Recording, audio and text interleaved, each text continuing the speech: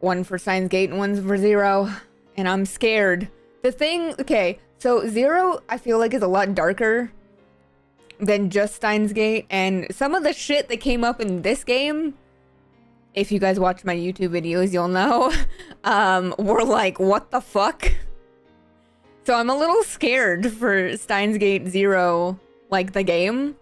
I'm nervous because there was stuff not in the anime that came up in this game where I went, what the fuck? And like, I know why it was there. It was to show like what the time leaping is doing to Okabe, but oh my god. Oh good! I can't wait. Great. So I might have to take that one slow depending. Cause like, this gives you more story, which I do really like. I do like that you get a little bit more story and kind of like a little bit more in there, but do I remember exactly how I'm supposed to answer these emails? No. But it's okay. I watched a thing. I mean, I can try my best not to internalize, but that doesn't mean it's gonna happen. Or not gonna happen. I mean, I did okay with this one, though my ending made me cry. This game made me cry twice, and I was like, fuck. God damn it. I mean, the anime made me cry too, so, you know. Yeah, that's probably not good, Ardian. If you need to sleep, please go ahead. You know that I don't... If you guys need to go do things, I'm never against it. You guys know what you gotta do. So, I'd rather you take care of yourselves. There's no crying in Steinsgate? Well, too bad. It happened. And it might happen this time, even though I know what's gonna happen. Unless you're me and then you get yelled at. By the end of it, you will be Okabe. Good. That's totally what I want for my life. I want to be Okabe by the end of it. Yes. Oh my god.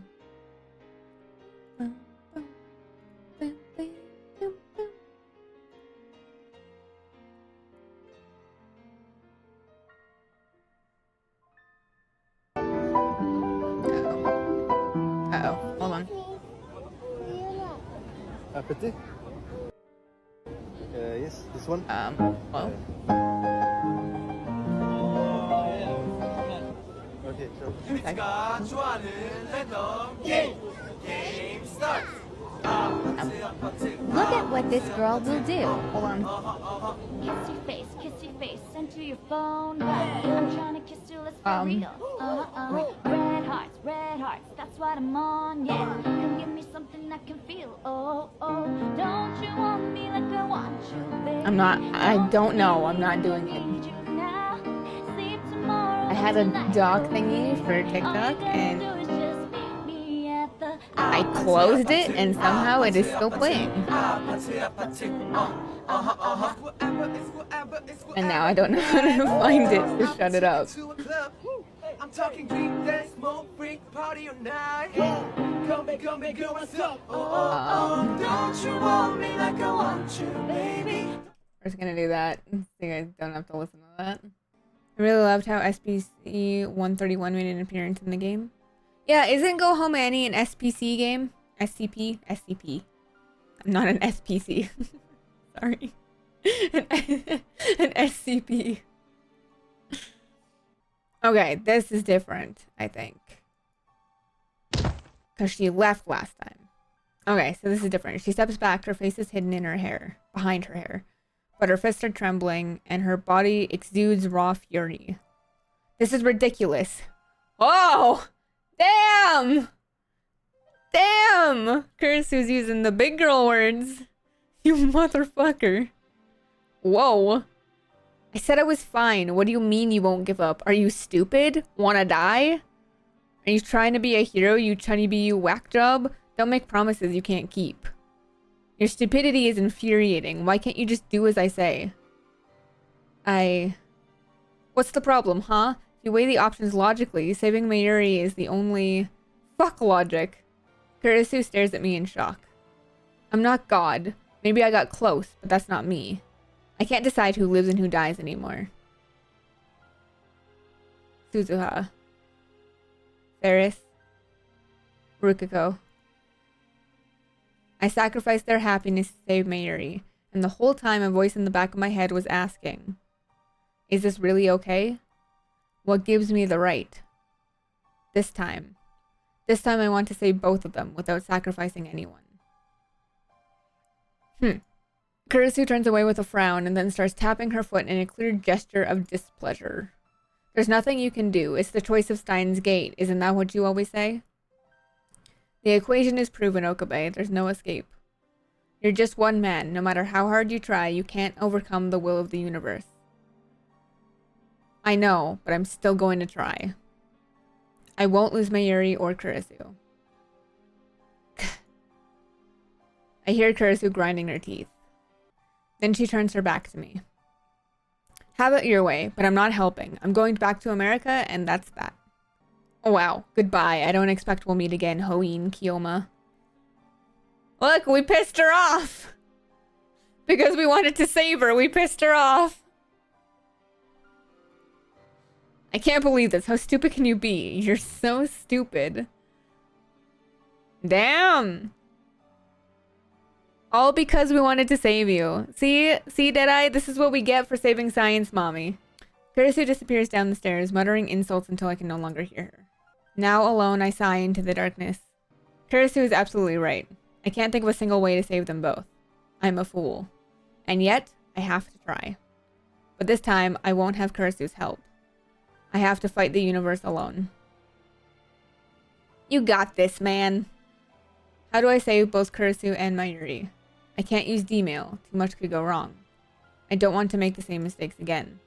In the end, all I can do is time leap. Time leaping can't save Mayuri, but at least it can delay her death, give me time to find a solution. On this world line, Mayuri dies at 7:30 on the night of August 17th. That's about 26 hours from now. My battle has no end in sight. If only Suzuha were here, I could have asked her for advice. But even alone, I must find a way. So resolved, I start time leaping again to save Mayuri. I've done this before. When Mayuri died the first time at Mawaka's hands, I tried time leaping to prevent her death. But I only tried running away that time. This time, I try every approach I can think of. I try hiring bodyguards to protect Mayuri. I try taking Mayuri to South America, an entire world away from Japan. I try crippling CERN with attacks on their servers, the ones that don't need the IBN 5100. I try getting Mayuri admitted to a hospital. It's hard, given Mayuri's perfect health, but I manage. My goal is to keep her from dying by heart attack. I try everything I can possibly imagine. However, every plan fails. I was gonna say, it doesn't matter what you do, honey. I thought you learned this already. Mayuri dies again and again and again. Sometimes it's murder, sometimes an accident. But every time I leap, Mayuri dies. Maybe it really isn't possible to resist fate. As long as I remain on this world line, Mayuri can't be saved. Fate will kill her every time. From Mayuri's perspective, she only dies once. But I have seen her die dozens of times. Yeah, at this point, you've seen her die so many times. I don't even know how you are still... Like, Jesus Christ. I don't even know how this guy is still, like, mentally okay. Honestly, I don't think that he is. But, like, oh my god. All because of me. And yet, it no longer affects me as it used to. Little by little, I've grown desensitized to her death. In the beginning, I felt unbearable pain every time I saw her die, and murderous rage towards the ones responsible. Now I feel nothing. The realization stuns me. After dozens of leaps, I finally realize what should have been obvious from the beginning. I never leap back more than 26 hours. Why? I could go back as far as August 11th, one whole week in the past. Yet I never do. Why? Because I know that even if I do, nothing will change. I don't believe that anything will change. Every time Mayuri dies, I find myself thinking, another failure. What went wrong this time? I calmly analyze Mayuri's death, then take my data and head for the time leap machine with a sigh, like a gamer forced for the umpteenth time to restart a particularly difficult stage. I'm just going through the motions. I didn't even realize until this moment how routine it had all become. Now that I have, my actions suddenly seem meaningless. I can't take another step. And now that I find myself here, sitting motionless in front of the time leap machine, I've been staring at it for hours. When we got caught in that evening shower on the Rodicon rooftop, my clothes got soaked, but now they're completely dry. My body temperature has dropped, but I don't have the energy to warm myself with a shower. I sluggishly get to my feet and pick up the headset. The sight of it fills me with resignation. Resignation. That's all. There's no desperate drive to save Mayuri, no hope that this time I might succeed. Those emotions are long gone. In truth, they have been gone since my argument with Kirisu. Deep down, I always knew that she was right. I pretended not to see it. I told myself that the time leap machine could solve everything. But that was just an excuse, a last attempt to satisfy my ego. In the end, all I'm doing is running away. Oh, hey, what up, Kurisu? I turn around in surprise and I see Kurisu standing in the doorway.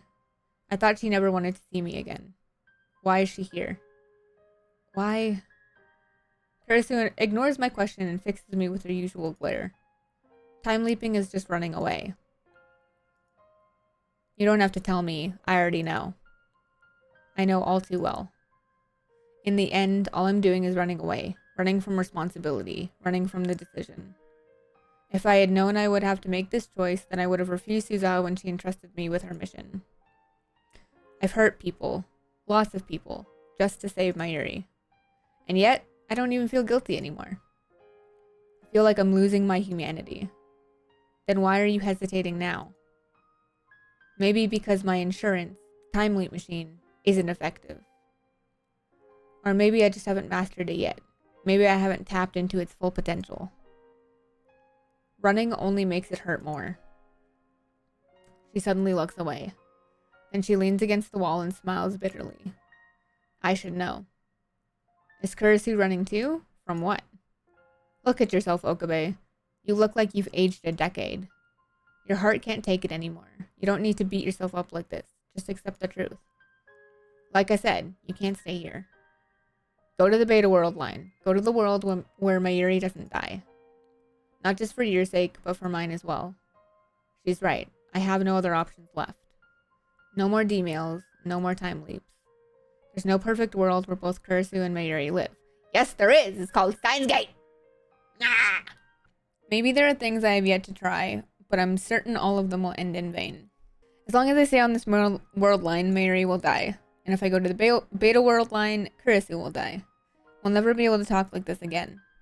It's only been 20 days since we met, and yet, memories of Kurisu flash before my eyes.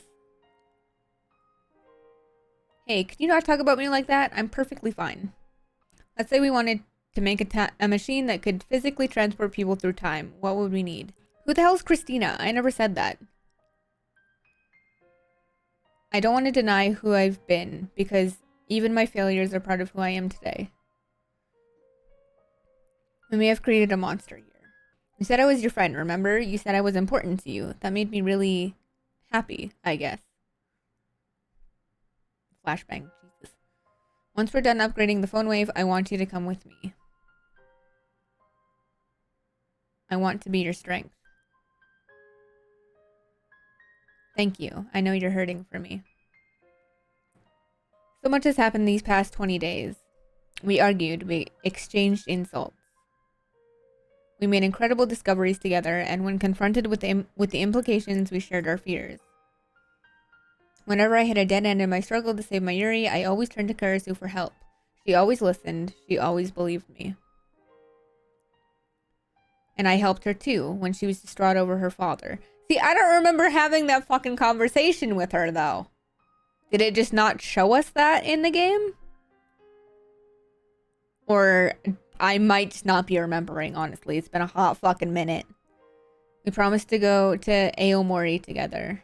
Without this girl genius on our side, we would not have the time leap machine. Proud, passionate Makise Kirisu. See? Makise Kirisu. So that tells me that her first name is fucking Makise. God damn it. This confuses me. The Japanese and their naming system confuse me. I'm confused. I'm a confused Canadian. I'm so sorry. Always strong, or at least pretending to be. A little nosy too, and serious to a fault. Before I knew it, she had become the center of the lab. From the very beginning, I was attracted to her radiant confidence. I found myself mesmerized by her every gesture, hanging on her every word. I listened enraptured whenever she presented her latest theory. At the end of the day, the reason I never called her by her name was because I was too embarrassed. I admired her, I longed for her, and I didn't want to admit it to myself. Only now do I realize the truth. I love her. And that is why I want so desperately to save her. Aw. I mean, I knew this already, but aw. She's not just a fellow lab member. To me, Kurisu is far more than that. And yet, I have no choice. In the end, everything she said was right. I can't save you. I'm sorry. In a desperate attempt to hold back my tears, I bite my lip tightly. The taste of blood spreads through my mouth. Ow. Why does it have to be you? Why? I pound my fist on the table. Silence. Nothing moves. Outside the window is only darkness. Is this what it's like to be the only person left in the world? Hey, Okabe. Once you go to the beta world line, Mayuri and Hashida will forget the time we spent together, right? Kurisu's cheeks start to redden, and she turns away. Will you remember me? Her voice is barely a whisper. Of course I'll remember you. Of course I will. There's no way I could ever forget the girl most important to me. Eh? You mean... What the hell are you saying? The truth. But proof. I need proof. I can't come up with a formula otherwise. Kurisu's getting flustered for some reason. When the anterior pituitary gland hypersecretes ACTH and gamma waves induce stochastic resonance, we assume an infinite Hausdorff dimension for the Hilbert curve. What? Kurisu, honey, you fucking lost me there, love. What? That is, we can measure the asymptomatic line with positron emission tomography? Kurisu. I speak her name. Our eyes meet. I love you. Oh, she's like, what the fuck, dude? Kurisu looks away. Her face is bright red. And you? Wow. Wow. What? Do you, how do you feel about me? You want to know?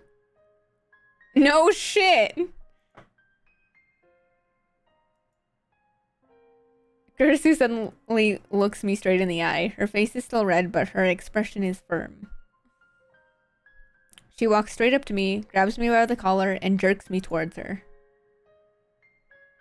Close your eyes. Did I make her mad? Perhaps Kurisu hates me for some reason. Maybe she really did mean all those insults she said to me. That would be really sad. I slowly lick my trembling lips and timidly try to ask a question. Why close my... Just shut up and close them! I do as I'm told, though I still don't know why she's so angry. My collar is still in Kurisu's grip. Do it, bitch. Bro can't read the mood. Listen, Okabe doesn't understand what's going on half the time, okay? This man, for being so smart sometimes, he can't read social cues. Abruptly, I feel a soft sensation against my lips. The faint scent of citrus tickles my nose. When I open my eyes in surprise... Aww. I see Kurisu's face scant millimeters away. And then I understand what has happened.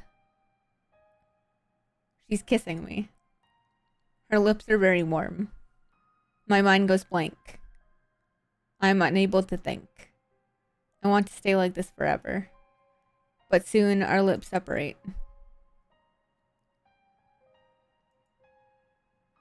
Kurisu looks down shyly. What?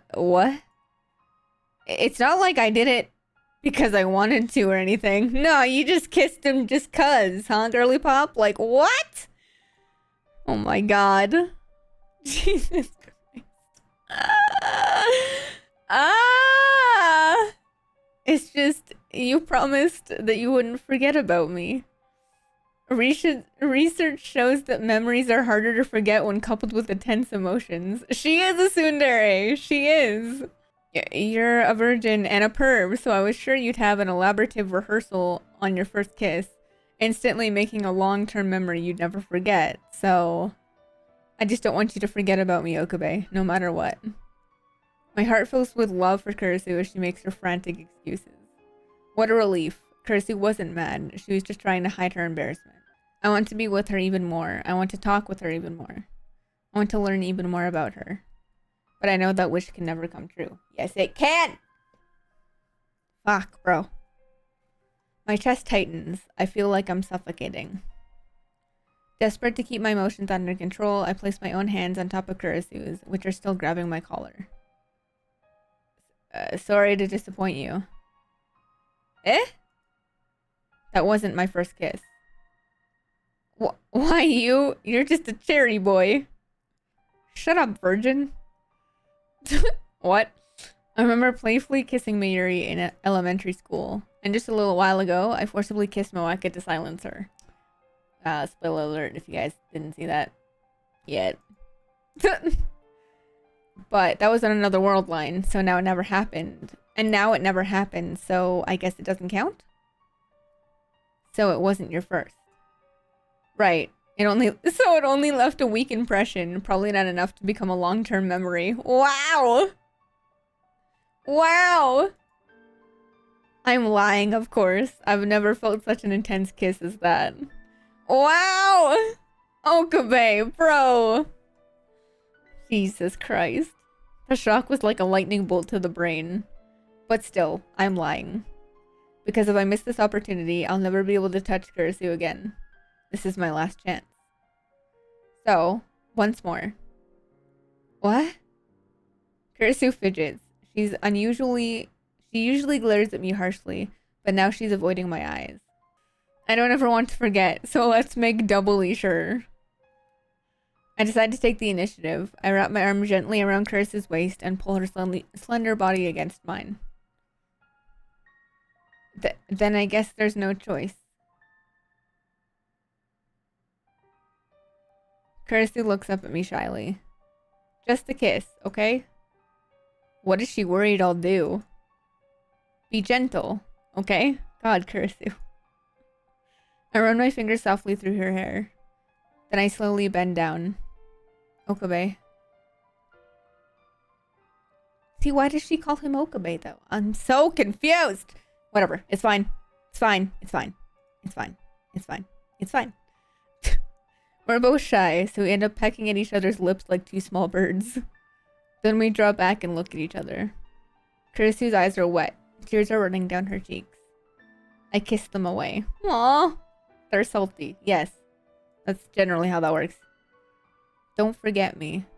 We press our lips together again. Stronger than the first time. Longer than the first time. I never want to let go. We embrace each other tightly, our feelings too powerful to contain.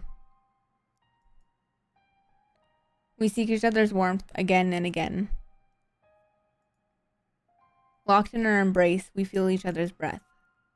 We feel each other's scent. We feel each other's taste. It's too fast. Kurisu's whisper resonates through our embrace. Time is going by too fast. Well, you know what they say, time flies when you're having fun. I could really use a word with Einstein right now. Time is not absolute. Einstein proved that time could be fast or slow depending on the observer. Hey, Okabe. The theory of relativity is so romantic. And so sad, don't you think? How does Kurisu feel about me? In the end, she never really answered my question. Bruh, she kissed you! What do you think that means, sir? I mean, I guess in today's day and age, that could mean nothing or something, but goddamn. Come on, man. Early morning, Akihabara Station. Kurisu's standing before the entrance with her huge case beside her. She waves to me shyly as I approach. Then she blushes and shoots me her usual glare. After that kiss, Kirisu went back to her hotel to pack. That suitcase must hold everything that she brought to Japan. She's going back to America. Well then. Are you sure I shouldn't call Mayuri and Daru? I think that would just make it harder. But you, I have no trouble leaving behind. That was a joke. Kirisu looks like she's about to cry. I'm sure I look just as sad. But I won't cry. I don't have that right. A little too friendly? I mean, they've known each other for 20 days. It's fine. This is a souvenir. Take it. I hand her future gadget numero 2, the bamboo helicam. It's a bamboo helicopter equipped with a CCD camera, which allows it to record video in the air. A truly groundbreaking invention. But sadly, due to its constant high-speed rotation, the video it produces tends to cause motion sickness. No thanks. Just take it. It's not even that bulky. I wanted to give her future gadget numero 7, Ghost in the Ball, but it was too big. Kirisu accepts bamboo helicam with a strained smile. Oh, fine. I guess I'll take it. And then silence. No words of farewell. We just look at each other. Sorry I couldn't go with you to Aomori. But these 2 weeks were fun, in their own way. Give my regards to Mayuri and Hashida, okay? Kirisu spreads her arms wide. Without a moment's hesitation, I step forward and embrace the girl genius one last time. Hang in there, Okabe. Stay well. Kirisu smiles faintly, then turns and walks towards the entrance with a suitcase in hand. I watch her go, unable to move a muscle. I want to stop her. I want to wrap my arms around her and tell her to stay with me forever. But I can't. This is what we decided. To save Mayuri. To save the future. I'm sorry, Kirisu. I can't save you. Kirisu will disappear. She'll be left behind on this world line. There's no place for her in the coming world. I will remember you, Makise Kirisu. I will remember your warmth. I will never forget. I don't know whether Kirisu hears my words. She keeps walking. Stride steady. Back straight. Long silky hair fluttering in the wind. She's quickly fading into the distance. But I can tell. I see her shoulders trembling.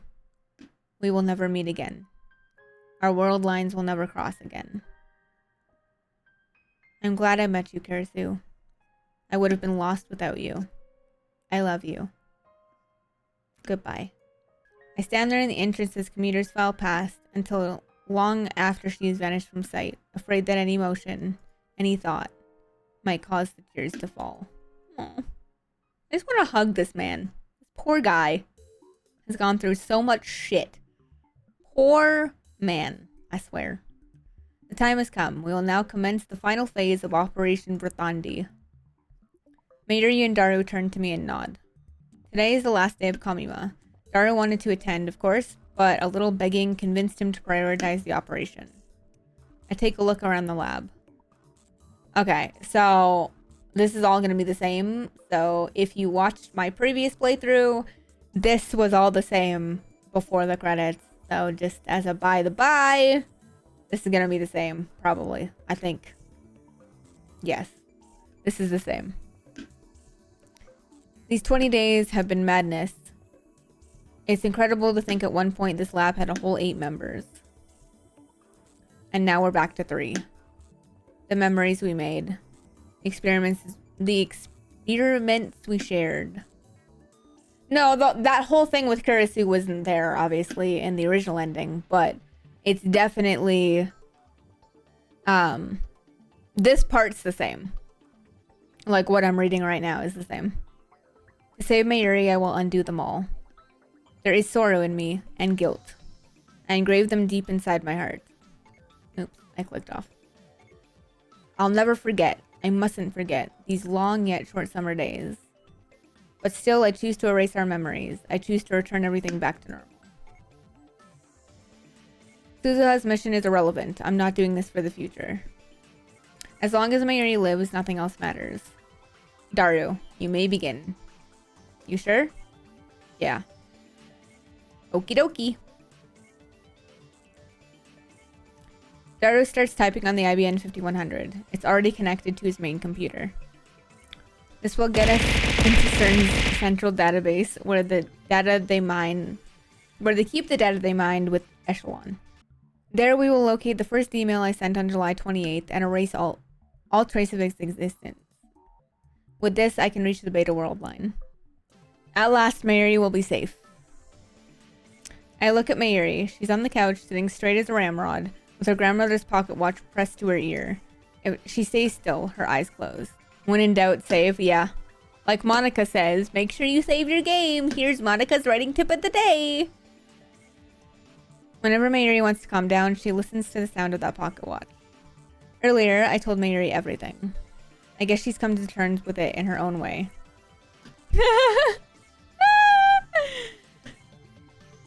The actual work I've left to Daru, no problem there. While waiting for him to finish, I walk into the development room. In the center of the room is the time leap machine. I squat down and gently brush my fingers against the microwave surface. It's cool to the touch. I've made irreplaceable friends because of this thing, and because of this thing, I've hurt them. But I don't want to blame the tool. It's how you use the tool that matters. And I've got to admit, it saved me more than once. But still, once this is over, I'll destroy the time leap machine. We must never make the same mistakes again. Ocarine, I found it. It's really there. The D-mail I sent? It's there? It sure is, man. Daru points to a string of characters. My name is there, followed by the message I wrote about Kurisu's death. 3 lines total, each 12 characters long.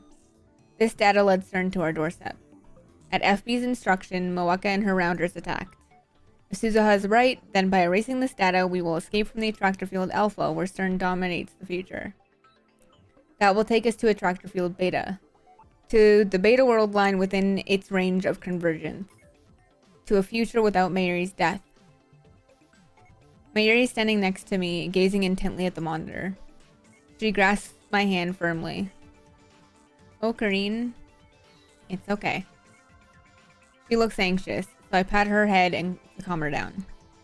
Everything's set. One press of the enter key and that data's gone.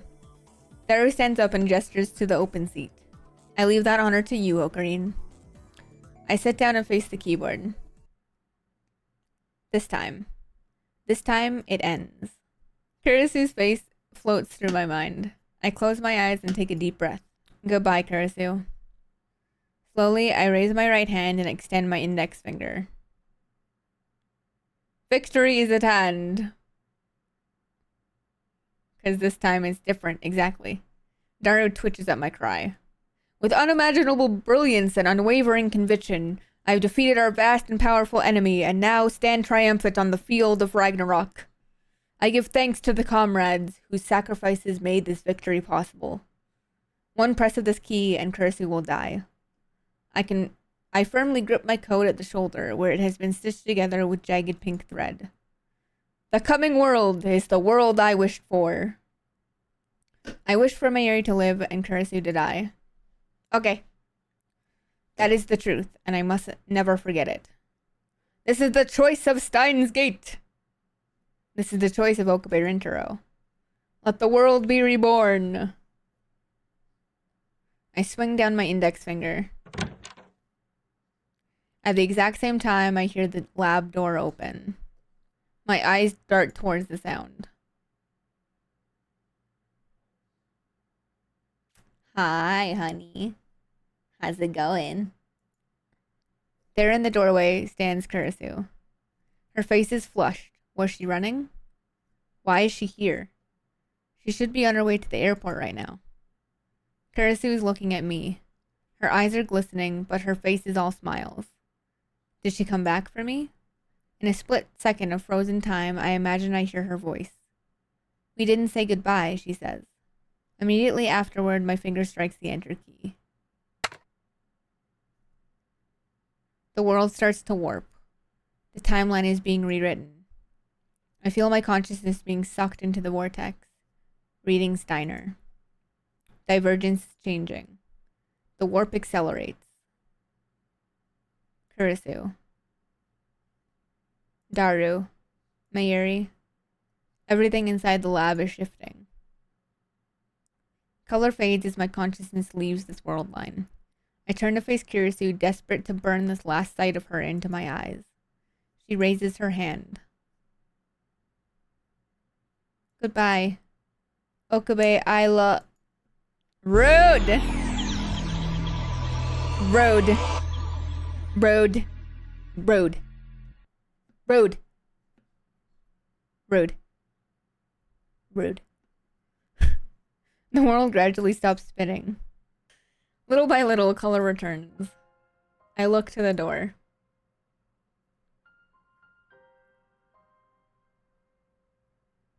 God damn it, Hobie. I still haven't done the other dare. She was standing there just a moment ago. My assistant, Christina, Makise Kirisu. Now she's gone, vanished like a dream. I look around the room. Next to me is Daru. Behind me is Mayuri. Everything is where it should be. It looks like nothing has changed at all.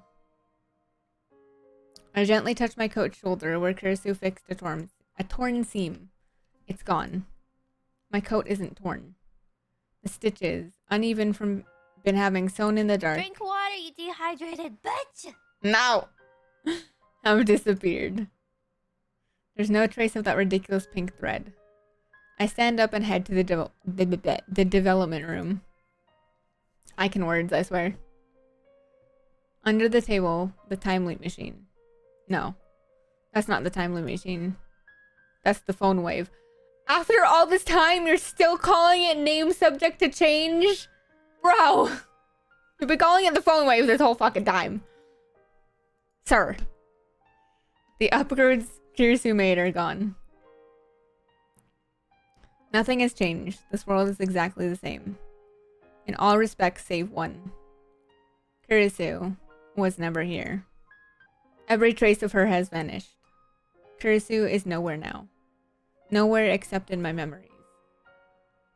This fucking ending is gonna make me cry! Mayuri and Daru are looking at me. Hey, who was Lab M004 again? I need to ask. Even though I know what the answer will be. Oh, Green, there isn't a fourth Lab Mem, remember? Are you going to introduce a new member? Or requesting cute girl? No. I knew that it would be like this. But the fact I forgot her existence is so saddening. So frightening. I'm the only person in the world who remembers Makise Kirisu as lab number 004. No. I don't wanna. So I won't forget. I alone will live with her memory engraved upon my heart. Now, time to proclaim my triumph. There are still things that must be done. And many sacrifices were made to get here. But despite all of that, this is my victory. I have won. Mayuru and Daru stare in wonder at my abrupt laughter. The last battle of Ragnarok is won. I, the insane mad scientist, Hoin Kiyoma, with an IQ rivaling that of Einstein himself, have thwarted the organization, outsmarted CERN, and conquered the whole of space and time. Now at my moment of triumph, I stand before you as a god. This brave new world is the fruit of my ambition. The hated system shall collapse and chaos shall rule the earth. This is truly the choice of Steins... Ocarine. Exactly. Mayuri suddenly throws her arms around me. I freeze, utterly taken aback. Daru looks as confused as I am. Mayuri looks up at me and smiles. It's the gentlest smile I've ever seen. It's okay now. What are you saying? I must proclaim our glorious victory. All that may... But Ocarine, you look like you're about to cry. You don't have to try so hard, okay? I know you're doing it for me, but I don't want to be a burden. So you don't have to pretend anymore, okay? If you're hurting, just say so. Say so, like normal Ocarine would. But you don't have to worry about Mayushi anymore. Mayushi is fine. So you can cry if you want to, okay? I don't know what happened, but it's okay to cry now. And just like that, the mask shatters. All it took was one word from Mayuri.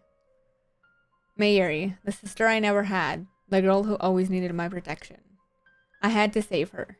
That was my purpose. I even sacrificed the girl I loved. But now, I finally realize that it's over. Mayuri is safe. I'm free. Once more, I see Kirisu's face in my mind's eye. I recall the warmth of her body, the softness of her lips, the weight of her last words. One by one, they pound against my heart. I can't bear it anymore. Whoa, man, are you really crying? My vision blurs. Tears run down my cheeks. A tidal wave of emotion crashes over me. Nothing remains to hold it back. I'll never see Kirisu again. That knowledge shreds my heart. I can't hold back my sobs. I can't stop my tears. This is the world I've been searching for. A world where Mayuri does not die. And yet, it is missing the person most precious to me. It's too much. It's too cruel. Why did it have to be Kurisu? Why was I forced to choose? Why did she send me off with a smile? I cling to Mayuri. She strokes my hair gently. I surrender to my grief.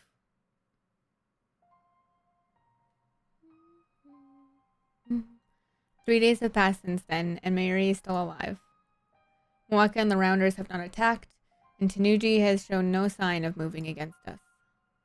Daru has been visiting May Queen as usual, while Mayuri has been working on costume designs for next Kamima. Everything is back to normal. Everything, save for the hole in my heart. You poor man. I feel so bad for him. Phew, that's that. I'm standing by the dumpster out back of the lab. We just finished dumping the last of the trash. This morning, I called Daru, and together we dismantled the phone wave and the IBN 5100. Damn! Man, what a waste. That thing was worth a fortune. And now we don't have a microwave. How will Mayushi eat her juicy chicken #1? Yeah! How's Mayushi gonna eat her juicy chicken #1, Okabe? God! Come on, I'll get you a new microwave. We no longer need the phone wave, that miraculous time machine built by coincidence. It brought Kurisu into my life, but at the same time, it made many people suffer. It must never be used again, not by me, not by anyone. It's time for the phone wave to die, and with it, the insane mad scientist Hoin Kiyoma, Lord of Space and Time. I recall what Kurisu once said. I mean, I don't know these things. I don't want to deny who I've been, because even my failures are part of who I am today. I gaze once more upon the scrap heap that was Future Gadget numero 8. We stripped it down to the last bolt and circuit board. Surely no one can rebuild it now. Time travel is too much power for any human to wield. We don't need D-mails or time leaps. Even if nothing in the future is guaranteed. Even though I may die tomorrow. Life was never meant to be redone. And that's fine by me. Wouldn't you say so too, Kurisu? I look up at the sky, and even though it's the middle of the day, I can see a single star shining. Maybe it's Venus. Which suddenly reminds me. Going to the past is possible right now. Look into the sky at night and you can see how things were tens of thousands of years ago. Every night we casually travel through time. That's what Kurisu said. and each and every word she spoke I carve into my heart, so that I'll never let them slip from memory, so long as my life endures. Flashbang.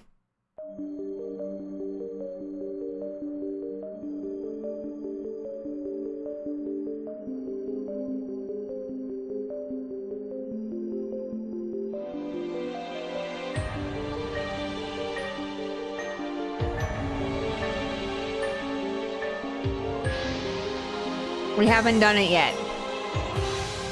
There's more. Just so you guys know.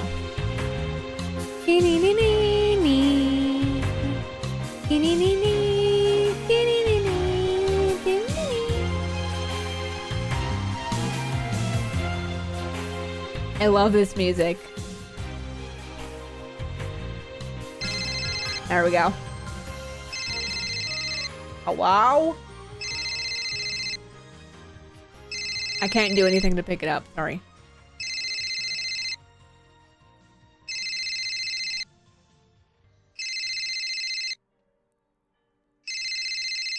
Get ready for your second favorite girl that I... はい、もしもし。 Hello? え、誰 Eh? が Who? 僕がお父さ Dad? ん You're looking for your dad? 君の I'm your dad? 何言ってんの You lost me. は Eh? 岡部倫太郎 Put に代われ Okabe Rintaro on? なあ、オカリン Hey, Ocarine. 謎の女が Some 代わって strange くれ girl って wants さ to talk to you. 誰だ Who is this? お願い Please, come to the roof of the radio Kaikan right 誰 away. だよ Who is this? 私は2036 I came from the year 2036. そこにいる橋田 I'm ゆかりの Hashida 娘 Itaru's daughter. 名前は My name 天音鈴 is Amane Suzuha. ちょっと待て Wait, 鈴 Suzuha? なんでここにいるんだ Why are you here?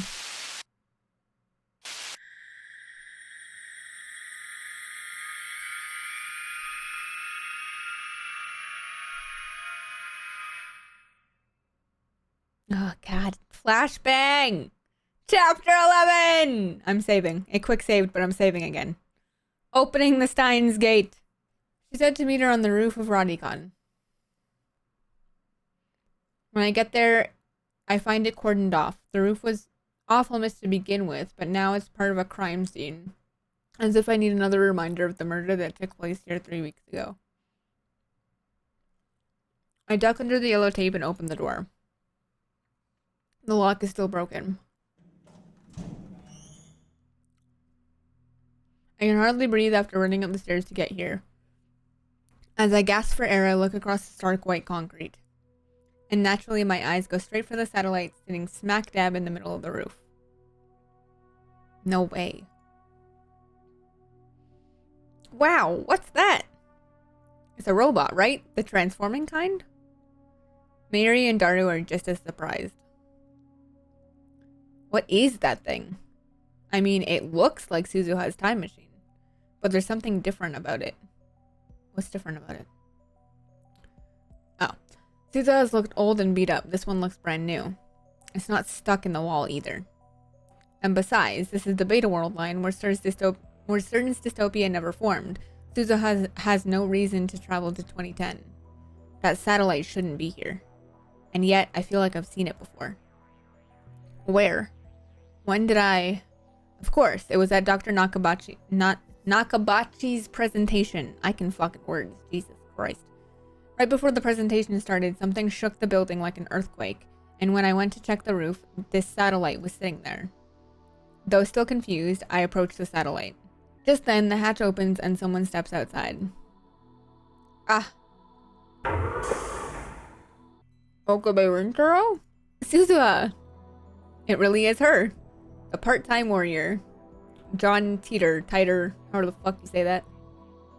That I be like. Time traveler from 2036. Daru's daughter, who will be born 7 years from now. Why are you here? I asked her the same question over the phone, but I can't help myself. I need answers. Are you Okabe Rintaro? I need to know. Yeah. The way she puts it makes it sound like she's never met me before. Now that we're talking face to face, I realize that there's something very different about her. For starters, what's with all the camo? It looks dirty and worn, like she's been fighting in it for a while. She's even carrying a gun for some reason, and I'm pretty sure it's not a replica. Is she really Amane Suzuha? Hold on. Just hold on 1 second. This doesn't make sense. Thank you. It doesn't make sense to me either, Okabe. No, calm down. Figure this out, Okabe. You know that this is impossible. Suzuha can't be here. She leapt to 1975 in her one-way time machine. She found the IBN 5100, made sure it would get to you, and then passed away in the year 2000. So where did this girl come from? I'm a time travel from the year 2036. I have a request for Uncle Ocarine. Uncle? You're an uncle? We don't have time to humor Mayuri's question. Suzuha walks up to me and looks me in the eye. Her expression is grim. The next words out of her mouth are the last thing I expected to hear. This world line is headed for World War III. I need your help to prevent it. Please help me change the future. What? What the hell are you talking about? World War III? Oh no, that's really bad. Are you really a time traveler? You're not just messing with us here? Stay out of this, Dad. Dad? Whoa, that was a shock. I mean, it's not every day a mysterious beauty calls me Dad. Though, to be honest, I'd prefer to be called Big Brother. Jesus Christ. Wait, everyone. Just wait. Let me think. I take a deep breath. Okay, let's figure this out. I turn to Suzuha. Is that thing a time machine? Suzuha nods curtly. She hasn't smiled once. There's no hint of the cheerful Suzuha I remember. Instead, I sense strength, conviction, and steel resolve. Your father built it? That's right. Suzuha glances at Daru. Where did you come from? The year 2036. I stopped in 1975 and 2000 first. You what? That doesn't make any sense. She's obviously not in her 40s. Which means that time machine can travel to the future? It wouldn't be much of a time machine otherwise. This isn't the Suzuha I know, but it is Suzuha. You're from a different future? A different future? What's going on in 2036? What about CERN's dystopia? CERN? What's that? Suzuha frowns. She doesn't know about CERN? That settles it. She's definitely not the Suzuha I know. You said something about World War III? Right, in my time, humanity has been reduced to less than 1 billion people. Okay, but why? Less than 1 billion? But the population now is like 6.7 billion. Are you saying 5.7 billion people died? That's what happens when you use nuclear weapons. It was just like the Cold War, only this time they were fighting over time travel technology. Okay, so it's the same shit. Just not CERN. Okay, I'm understanding. I get it. It started with a race between the EU and Russia. Then the Americans got involved and things really went to hell. They were all desperate to stop anyone else from being the first to build a time machine.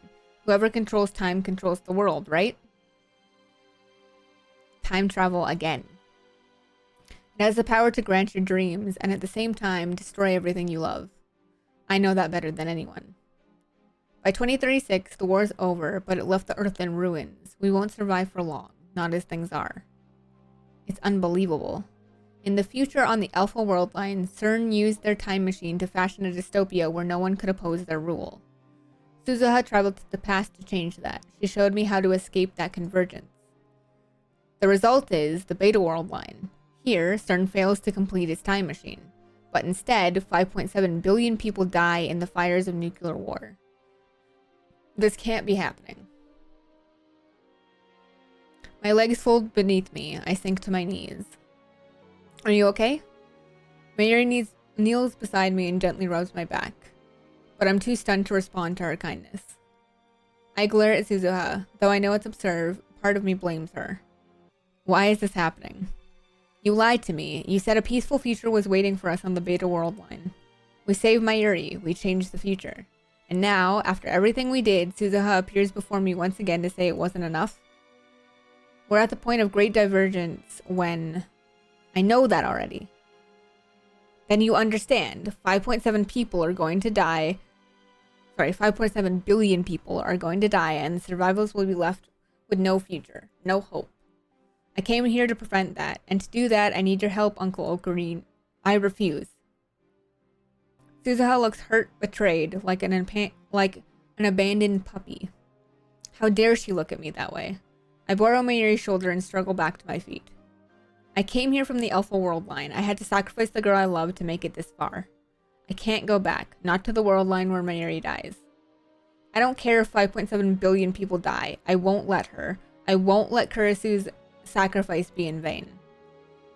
One person versus 5.7 billion. They can't be compared. Suzuha's staring at me in disbelief. Mayuri and Dario clearly don't know what to say. I haven't told them what happened, so they can't understand. Wait, you mean you've been to another attractor field? Wow, that's the power of reading Steiner. So that's the power, sorry. How do you know about that? Dad told me, and I met you before, Uncle Ocarine, in the future, that is. You've met me? I see, so the me of that attractor field went to the past too. A faint smile flickers across her face, but then she looks at me with renewed intensity. Uncle Ocarine, I know you don't want to, but... No, I won't let Kurisu's death be in vain. I won't let Mayuri die. Huh? Mayushi dies? Mayuri had no idea. By Kurisu, assume you mean Makise Kurisu? Listen, Uncle. Let's say, hypothetically, that the only way to change the future on this world line is to go to July 28, 2010, the day Makise Kurisu dies, and save her. What would you do? What? Shock ripples through my body. What did she say? Save Kurisu? But how? We no longer have the phone wave or the timely machine, and even if we did, I can never leap that far back. Ah, the fucking time machine behind her, doofus. Of course. I look over Suzuha's shoulder at the object disguised as a satellite. Your time machine. We can use your time machine. It came all the way from 2036. It should have no trouble going back a mere 3 weeks. Even better, this time machine can do what Alpha Suzuha's could not. It can travel to the future. I can go to July 28th, save Kurisu, and return to the present. No D-mails, no time leaps. A genuine physical time travel. I can't refuse. I literally can't refuse. I saw this time machine once before, on July 28th, that fateful day. Shortly before Kurisu was killed, I saw it standing in this very spot, as sure as it is standing before me now. There's only one thing that can mean. It has already been established that this time machine will appear on that day in this place. Even before I sent the first email, my participation was assured. Even the thought of turning Suzuha down now is meaningless. Nothing is coincidence. Everything is inevitable. The revelation makes me dizzy. It's like I don't have the tiniest atom of free will, like my every action from the moment of my birth was planned for me by some cosmic force. That's called destiny there, honey. Fate. Steinsgate, as you call it. The world line I'm aiming for isn't, what did you call it? The Alpha world line? It's not that.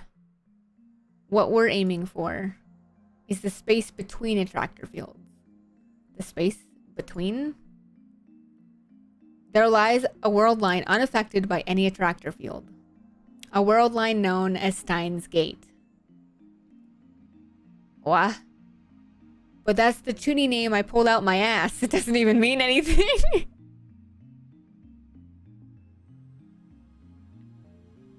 This is the name I pulled out my ass. It is. It's true. It is. But fuck. Oh my god. I was told the Steinsgate is a brand new world line. One no one has ever observed. But didn't someone have to observe it to know it's there? Nope. It's never been observed. That's what makes it new. But Dad and Uncle Ocarine were able to calculate its divergence. Negative 0.081609% relative to the current world line. That's where we'll find Steinsgate. Wait, what? And to reach that world line, we have to save Kurisu? Exactly. She's the key to averting World War III. As long as she lives, the war won't happen. Or at least 5.7 billion people won't die. Do it. Do it. Tell me. Tell me what she says. Why? Huh? Why Kurisu? I mean, I know she's a genius, but are you people... Sorry, but are you telling me she's the hero who will save 5.7 billion people? I don't know. You don't know, and you expect me to go along with this? Hey, I'm just following Dad's plan. And apparently, you're the one who came up with it in the first place. If there's a flaw in your plan, then we're all in trouble. It sounds like you didn't hear it from me, is that right? You passed away 10 years ago. 15 years from now, that is, the year 2025. Oh shit. The same result is on the Alpha world line. So I don't know the whole story. What I do know is that my dad continued to work. After you died, he built this time machine all by himself just to see your plan through. That's my super hacker. He must have hacked in his CERN and stole their research and then used it to construct his own time machine. On the Alpha world line, CERN killed Daru before he could complete the machine.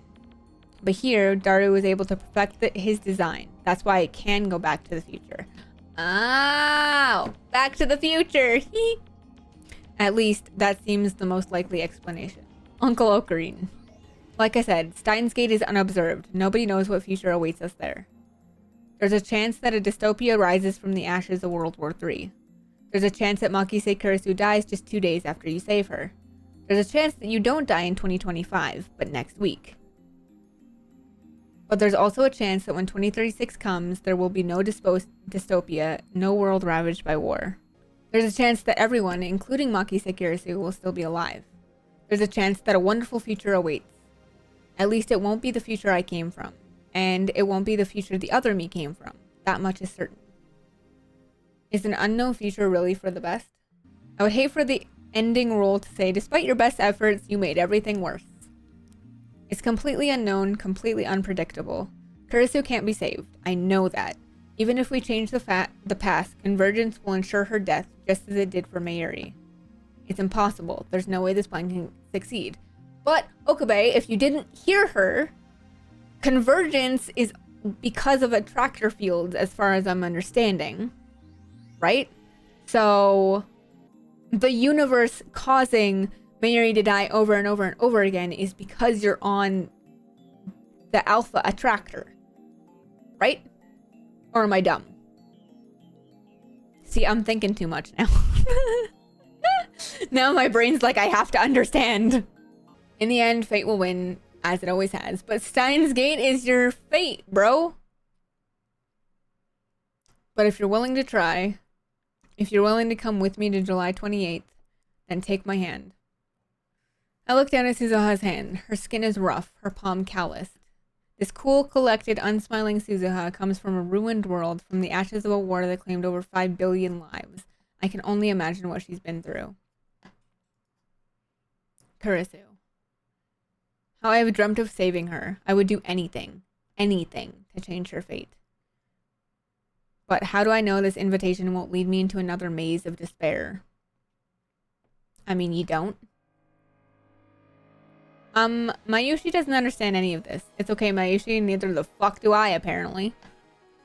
But this Makise person was important to you, wasn't she? I think you should go for it. 5.7 billion people, man. I can't even imagine. But don't sweat the small stuff. Just save the girl and you're set for life. It's the dream of every otaku. Mayuri and Daru offer me encouragement. But it's not enough to overcome my doubt. The Makise Kurisu we knew, lab member 004, is already gone. Even if I save her on this world line, she won't remember any of the time she shared with us. So there's no point. I won't bend time to my convenience. Not again.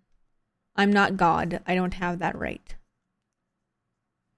If I try, I'll just end up making things worse. Reason pleads with me to stop. And yet, I look at Suzuha's outstretched hand, and then, with resignation, I grasp it firmly. I'm in.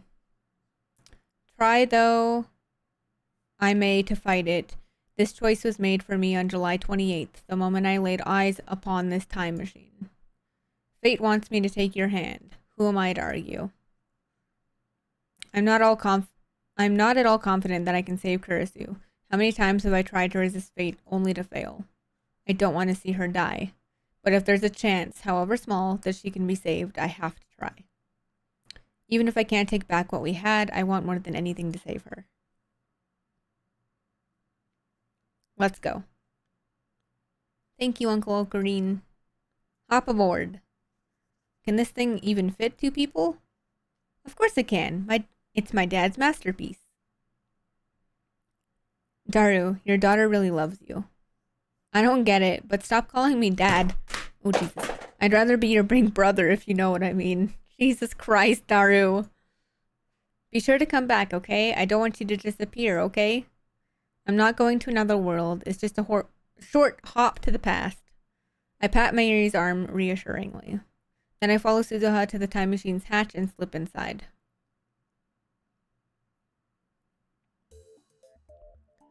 The interior is cylindrical and surprisingly tight.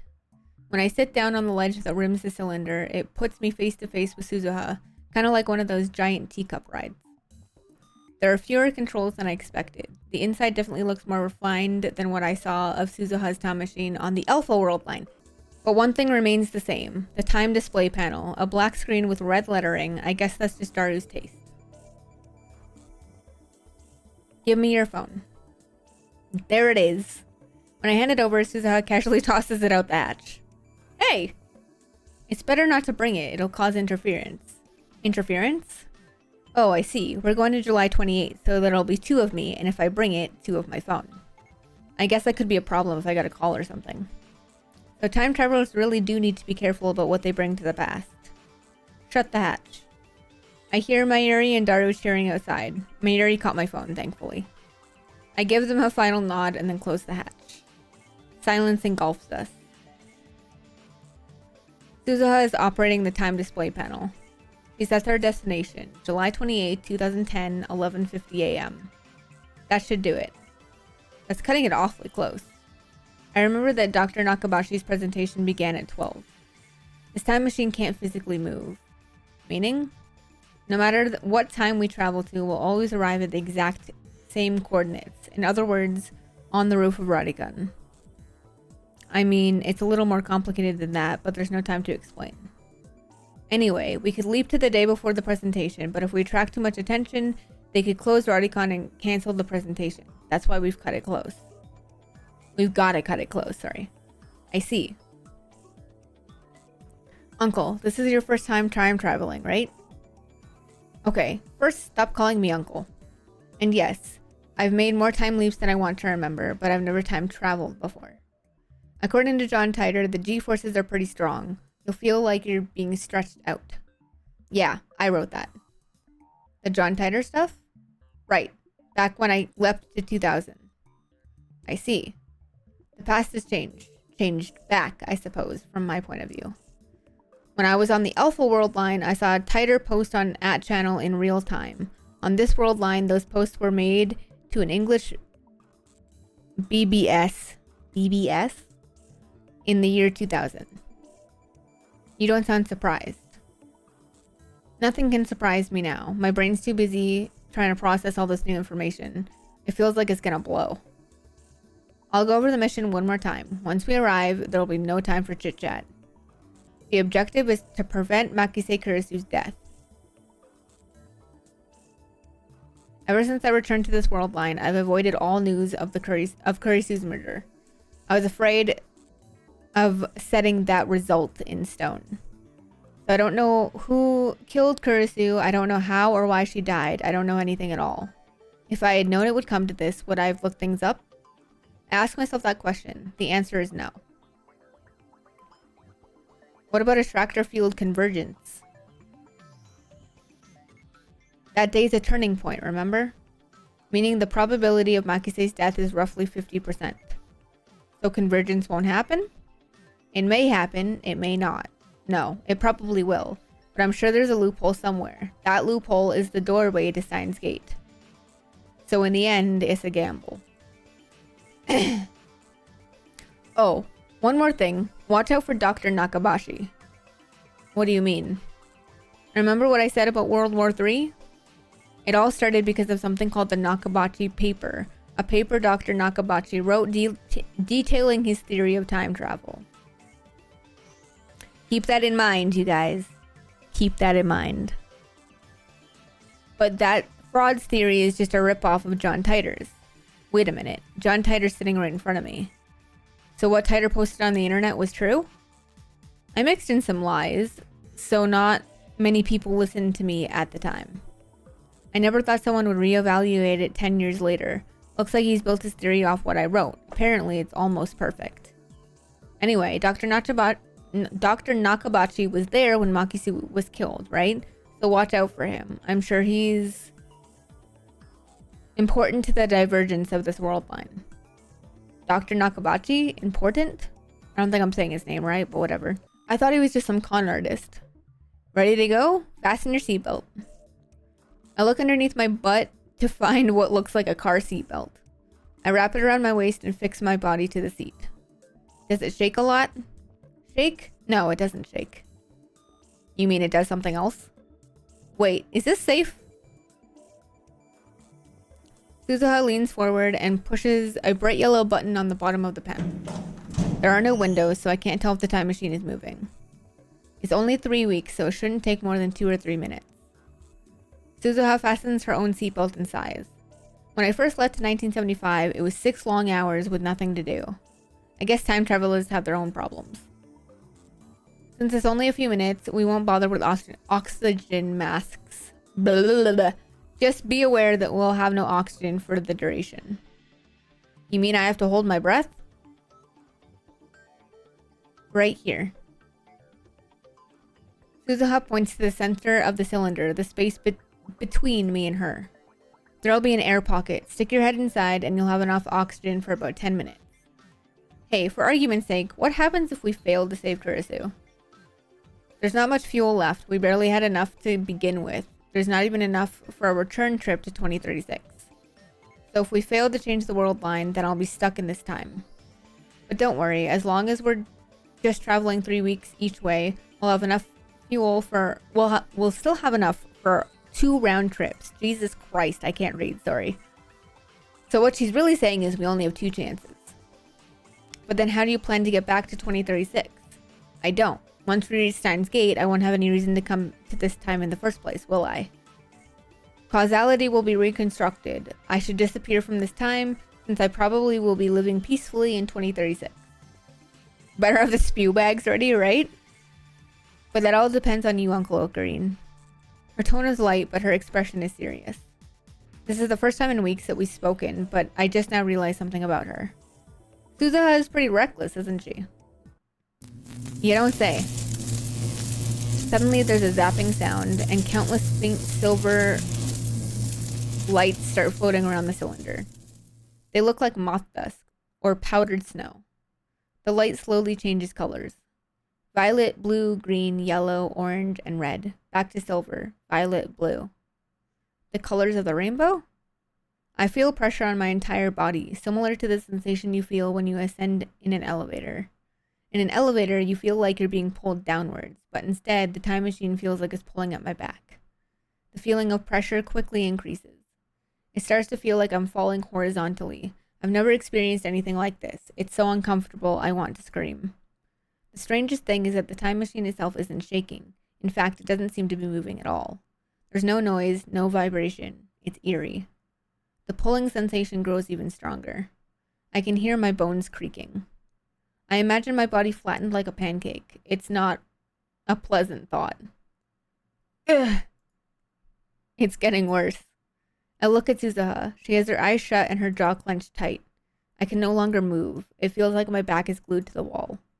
It's like fucking, what's it called? The Gravitron ride where you get like sucked to the side.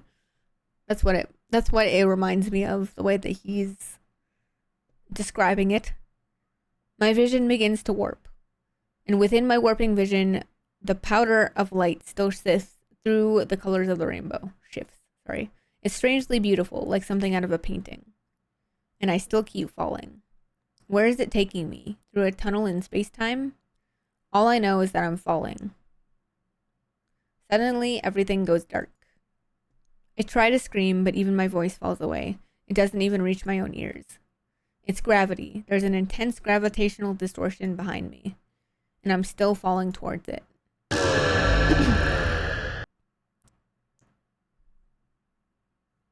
My vision slowly recovers. The smell of ozone fills my nostrils. Suzuha takes a deep breath and unfastens her seatbelt. We're here. I gulp for air. Did I really just travel through time? If so, then this is June 28th, the day Kurisu and I first met. The day I had sent my first email. The day it all began. Suzuha takes out a digital watch. It's a fairly old-fashioned design. I bought it in 1975, but it's not even 3 years old yet. This is where an uninformed person would say, in Japanese, please. Suzuha sets the watch to the correct time, then hands it to me. The display reads 11:51. Nakabachi's presentation starts at 12.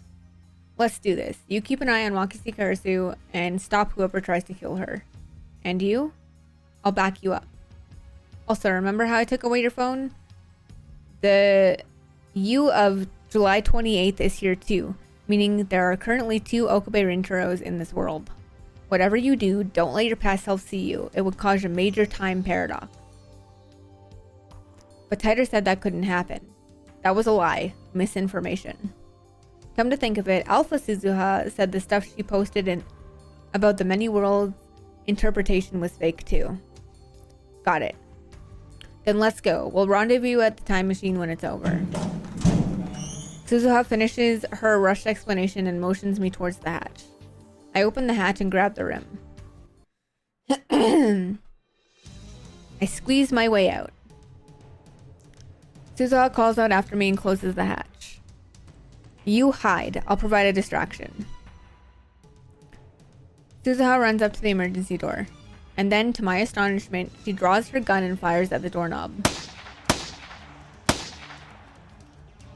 The door opens easily. That must have broken the lock. Any minute now, a crowd of people will run up these stairs to see what happened.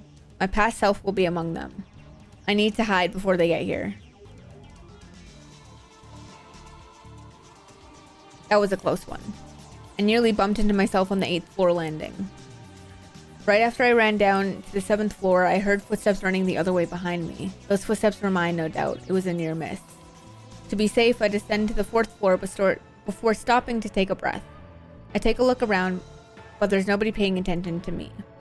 I wonder what Suzuha is doing. I'm worried, but I need to focus on my own mission. I must prevent Kurisu's death. In about 30 minutes from now, after Nakabashi's presentation ends, someone will murder her. I know where it happened. In the 8th floor hallway towards the back of the building where people rarely go. What I don't know is who stabbed her. Instead of running around and drawing attention to myself, I should just wait at the scene. Let's cool off here for about 5 minutes, then head over there.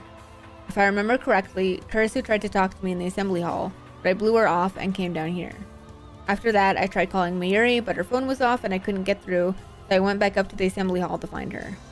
What time was that? I searched my memories, trying to plot the actions I took on July 28th. It sounded simple when Suzuha said it, but staying away from my past self is going to take more work than I thought. Frustration mounts. I shoved Suzuha's watch into my pocket to quash it. Just then... Excuse me. That voice. I turn around. Kurisu. Do I know you? No. You came down from the roof just now, didn't you? She looks at me with those beautiful eyes shining with intelligence and strength of will. I thought I would never see her again. But now before my very eyes is the girl I love. I want to embrace her right this instant. It takes everything I have to resist the urge. Don't forget, this is our first meeting. This Kurisu doesn't know me. I heard a strange sound from the roof. Is that why the building shook just now? What's going on? It's not Dr. Nakabachi's doing, is it? Why did I have to run into Kurisu of all people? I can't answer. I'm afraid that if I speak, I'll be unable to contain my emotions. The memory of her last smile is burned into my mind, imploring me to act. Are you listening? You're sweating like crazy. Kurisu looks at me with suspicion. What would happen if I were to grab Kurisu and run? Would divergence change? Would her murder be averted? I recall all the times Mayuri died. I recall all the times I time leaped to save her. Everything I tried ended in vain. I was unable to save her even once. No matter what I did, the world itself killed her. Won't it be the same with Kurisu? Should I even try? I reached towards Kurisu, my hand shaking. Hey. She steps back in surprise and fear, clutching a manila envelope to her chest. This is our first meeting, I know that, but to me, she's still the girl I love. If I'd been thinking straight a second ago, I would have realized that my plan to grab her and flee wasn't going to work. Kurisu would never follow some strange man she only just met. Running isn't an option. All I can do is wait at the scene of the crime. Fighting against the urge to stay, I force myself to turn and leave. Please answer my question. But Kurisu pursues me. Why is she so desperate to know who I am? I do look suspicious, I'll admit that. But if she thinks I'm dangerous, why would she come alone? I turn around reluctantly and meet Kurisu's stare. Answer me. Can I really save you? The words catch in my throat. Can I save her? I don't know. All I know is that convergence is merciless and cruel, and that I am powerless to stop it. Can you... what? I shake my head, then bolt for the stairs before Kurisu can react. Wait! Stop! He's just like, bye!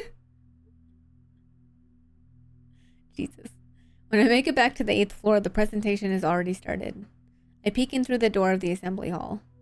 Who the hell am I? Someone who knows you for a fraud, that's who. Someone in the audience is shouting at Dr. Nakabachi. Yeah, that's you, bruh. And that someone is me. Exactly. Now I remember, I confronted Dr. Nakabachi in the middle of his presentation. I called him a fraud for ripping off John Titor's posts. From this angle, I look like a real asshole. Someone throw that man out. Staff members approach. Damn, this is embarrassing. But there's nothing I can do here. I need to leave before Kurisu appears. I turn around and head deeper into the dim passage. An image flashes through my mind. She was lying there at the end of this passage in a puddle of her own blood. 20 minutes from now, that's exactly what will happen. Can I prevent it? I must, whatever it takes. There's a pile of junk, toolboxes, cardboard, and the like, about halfway down the passage. The perfect hiding spot. I crouch behind them. Now, all I have to do is wait for Kurisu to show. But what will I do when she does? Only now do I realize that I'm completely unarmed. I really didn't think this through. Kurisu was lying in a pool of blood. That means her killer had a weapon. Since I didn't hear a gunshot, it must have been a knife or something similar. How am I going to defend her and myself?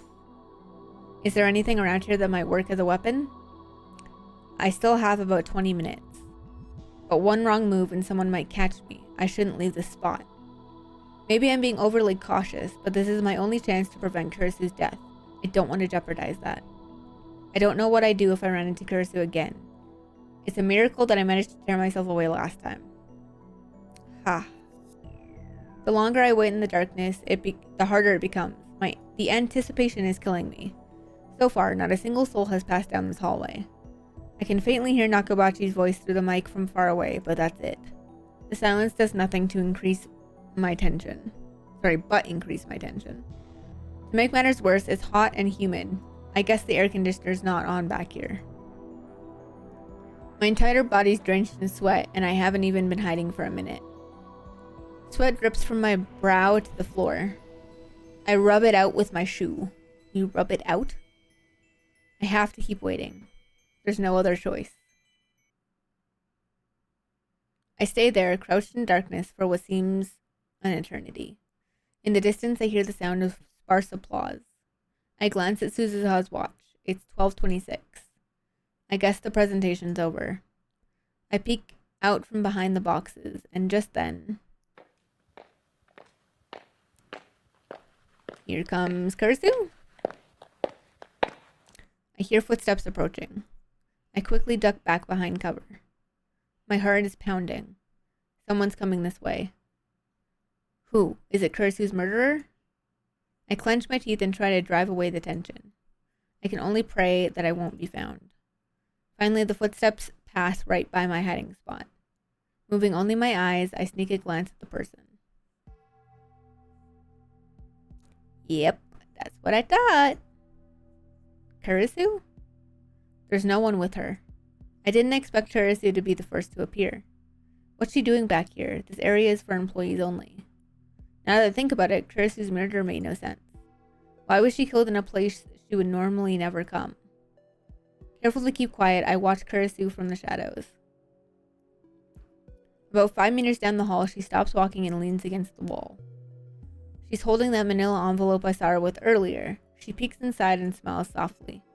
Why is she smiling? Kurisu rarely smiles like that. I mean, it's more like her to glare at people. That envelope. I searched my memories again. When Kurisu approached me during Nakabachi's presentation, I'm pretty sure she was holding that envelope. But did she have it when I discovered her body? I don't remember seeing it. What could be inside to make Kurisu smile like that? I can't begin to imagine. Kurisu hasn't moved a muscle. She's just standing there, head hung, her face hidden behind her long hair. I can't read her expression. Is she waiting for someone? Who? Who would she meet in a place like this?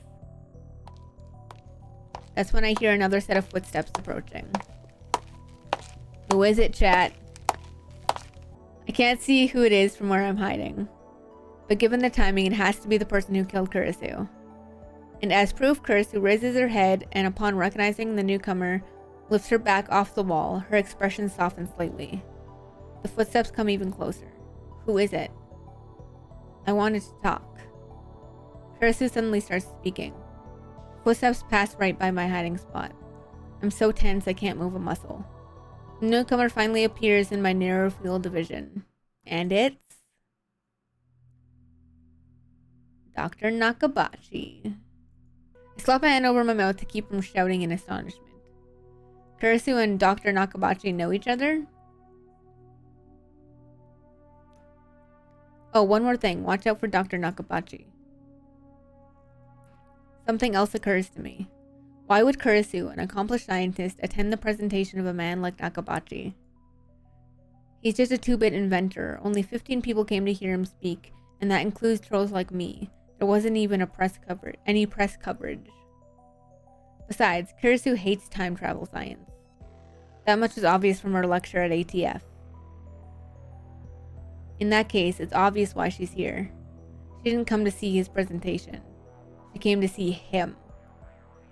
But why? What could be the connection? Wait. It can't be. Are you listening, Papa? Papa. He's her father. Her estranged father, who she told me she hadn't seen in 7 years. Kurisu did say that her father was a physicist. And Nakabashi certainly is a physicist, though the scientific community at large has rejected his research. But wait, does that mean that Nakabashi killed his own daughter? Or was it someone else, someone who has yet to appear? There's no way to know. If I could be sure that Nakabashi was the killer, then I would intervene right now. But I'm not. I'd better keep watching, see what happens. What is that? I heard you were giving a presentation on time travel. So I thought about it too. Could it be possible to make a time machine? Kurisu wrote a paper on time travel? But when she spoke at ATF, she rejected the very idea of time travel. Although, come to think of it, she was awfully interested in the phone wave. Damn, I forgot how much of a tsundere she was. I'd like your opinion, Papa. We can polish it together, then submit it to the scientific community. I don't know if they'll listen, but just in case, I do have acquaintances at Science magazine. Nakabachi takes out the government and starts reading it with a disgusted frown. So that's what it was. She didn't have anything dangerous in that envelope, like drugs or a gun. It was just some document. But that raises a new question. Could that be the Nakabachi paper? According to Suzuha, that document sparked a time travel arms race that ultimately led to World War III and the deaths of 5.7 billion people. It started with a race between the EU and Russia. Then America got involved and things really went to hell. Is that why Kurasu's safety is so important to changing Divergence? I get it now. Nothing is coincidence, everything is inevitable. He's not even trying to hide his irritation. Did I ask you to write this? Well, no, but you invited me to come, remember? It was the first time we talked in 7 years. That's what got me thinking. And as I worked on the thesis, I started to realize it might actually be possible to build a time machine. If the thesis is published, you could have your revenge on the scientific community for shunning you. I wasn't shunned. Nakabachi suddenly shrieks at Kurasu, causing her to shrink back in fear. Those incompetent bastards were just jealous of my superiority, and I was the one who gave up on them. Please don't yell. Nakabachi gives his daughter a disdainful snort, then goes back to flipping through the paper. You read really fast, Papa, just like I remember. Nakabachi even ignores Kurasu's words of endearment. Yeah, this guy's a dick. Not bad. You think so? We can submit it jointly if you like. I don't mind. No, don't do anything. I'll take care of it. What do you mean? What do I mean? I mean, don't think you're special just because you got your plebeian thesis published in some magazine. Jesus Christ. What? Is that how you look at your father? I'm sorry. An awkward silence follows. I feel no warmth between these two. The only thing I feel is distance. Kurisu in particular seems desperate to avoid upsetting her father. We haven't seen each other in a while. There's a lot I want to talk about. You're living in Aomori now, right? Kurisu is trying to maintain a cheerful tone, but I can see that her expression is stiff. I remember how she said she had trouble dealing with her father. I think my father hates me. She looked so lonely when she spoke those words. Yeah, so the fuck do I. He's a dick. Like, Makise is one of my favorites, and this guy fucking pisses me off. I mean, for obvious reasons that you will see soon, but fuck. Even just that whole exchange, just like, excuse me, sir, but fuck you. Leave. Go back to America. Never show your face to me again. But you want my opinion? We'll submit it jointly? You don't mean any of that. I know how you think. He sounds like a child with an inferiority complex. I can't say that word. Is this pity? How dare you? You're supposed to be my daughter. I don't understand. Please calm. I am calm. Don't tell me what to do. This is bad. It's almost time for Kurasu's murder. Was it really Nakabachi, her own father, who killed her?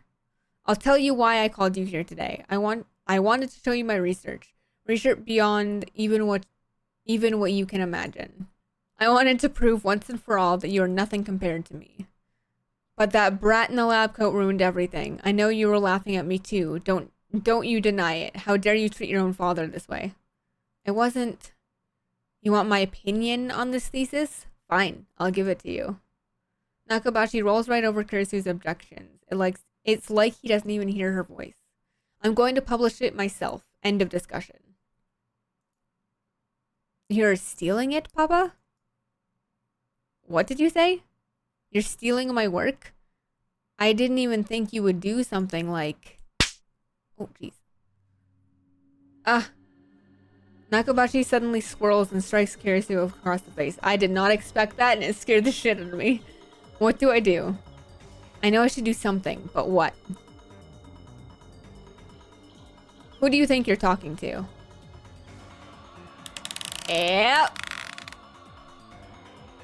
Nakabachi throws the paper aside and seizes his daughter by the throat. Kurisu grasps for air. Her face twists in pain as his grip tightens. You can't possibly understand how I feel. Why did you have to be so talented? I detest you. I hate your very existence.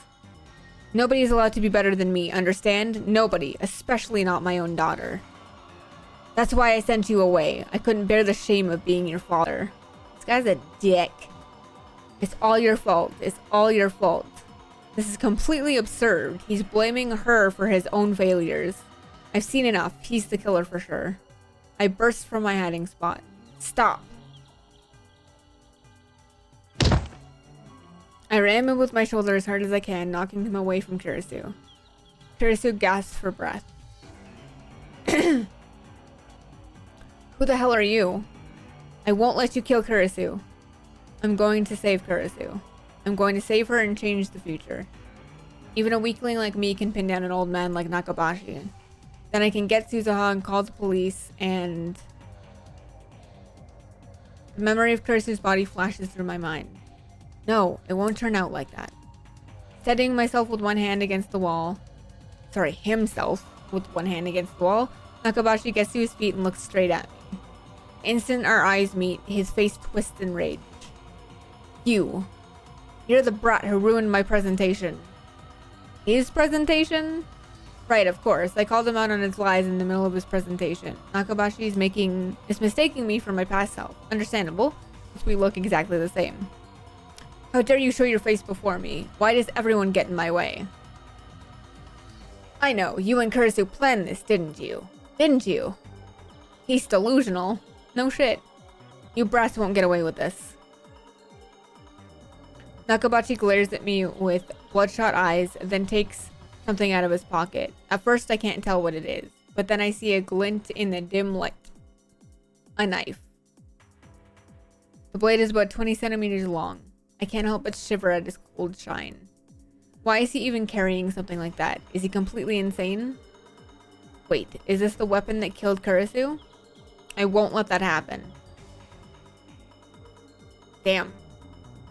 Why is my brain so fixated on that scene? You'll pay for mocking me. Nakabashi charges like an enraged bull with no sign of hesitation whatsoever. He raises his knife high. Kuh! I instinctively dodge back. The knife misses me by a hair. He gathers himself for another strike. The sight of his face, twisted in madness and rage, fills me with terror. I want to scream. Sorry, I had to yawn, but I didn't want to yawn. He's going to kill me. No, don't be afraid. I can't die here. The past is already decided. But wait, if the past is already decided, then doesn't that mean I can't save Kurisu? I shake off the thought. Just thinking about saving her. Apologize. Ugh. Swallowing my fear, I force myself to stop running away.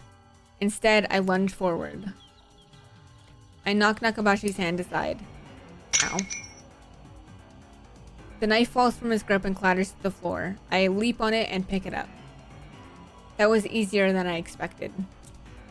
It's never a good sign if it's easier than you expected, dude. Stop it, Papa. Don't tell me what to do. I look up in surprise. Nakabashi has taken a screwdriver from a toolbox left in the passage. Kurisu's walking towards him, pleading with him to stop. She's completely defenseless. No, Kurisu, stay away from him. You're the one in danger, not me. Just when I thought I disarmed him, he finds something else. Even a screwdriver can kill with enough force behind it. Run, Kurisu! Kurisu glances at me, but she doesn't move. Why won't she run away? This is crazy, Papa. Please stop. What do you know? What do you know? Nakabashi has completely lost his mind. Nothing she can say will reach him. If only you'd never been born. Nakabashi turns to Kurisu, brandishing his screwdriver. But Kurisu still doesn't run away.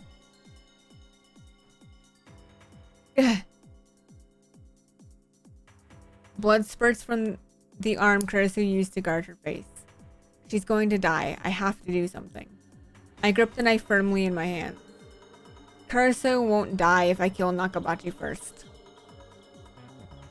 That image again. Stop getting in my way. I won't be tied to that past. I need to do this to change the future, to save Kurisu. Nakabachi! As Nakabachi raises his arm for another blow, I thrust my knife at his unprotected back. No! Shit! Through the knife, my hand feels resistance. That sensation of tearing through flesh, scraping bone.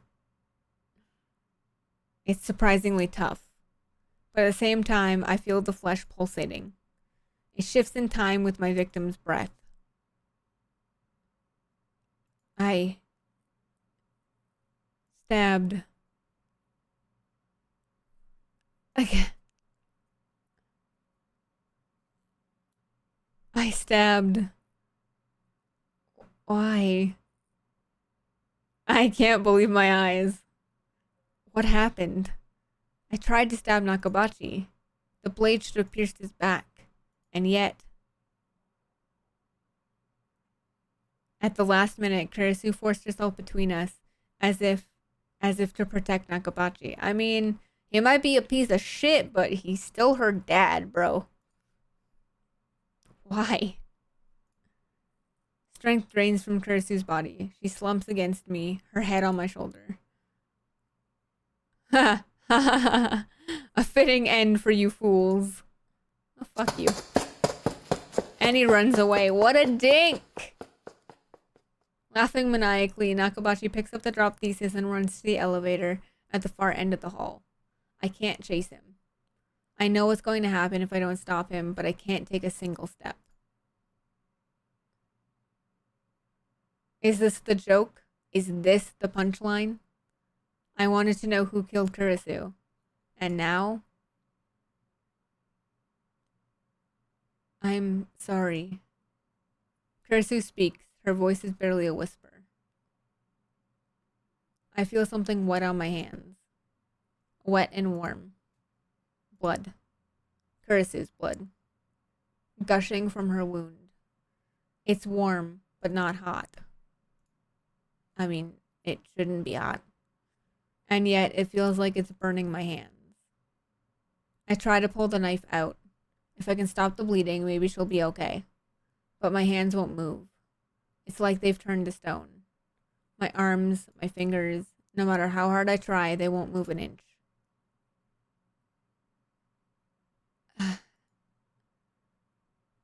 Kurisu's breathing quickly grows labored. She's suffering.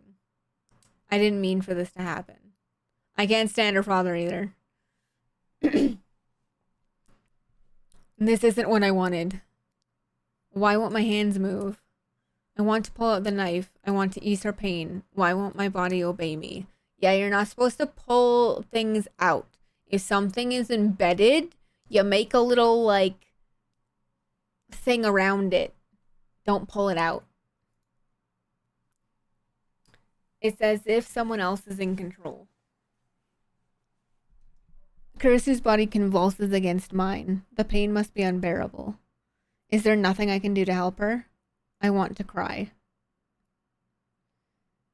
Why? The only thing I can do is ask.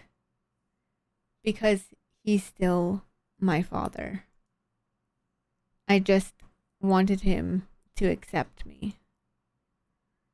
I studied so hard, hoping he would praise me. But now, I finally understand. Papa didn't want to accept me. I'm such an idiot. Why did I save him, I wonder? I'm sorry for getting you involved. Ugh, it hurts. Am I going to die? I don't want to die. I don't want it to end like this. Her voice is fading fast. Don't die. Please don't die on me. But my prayers are in vain.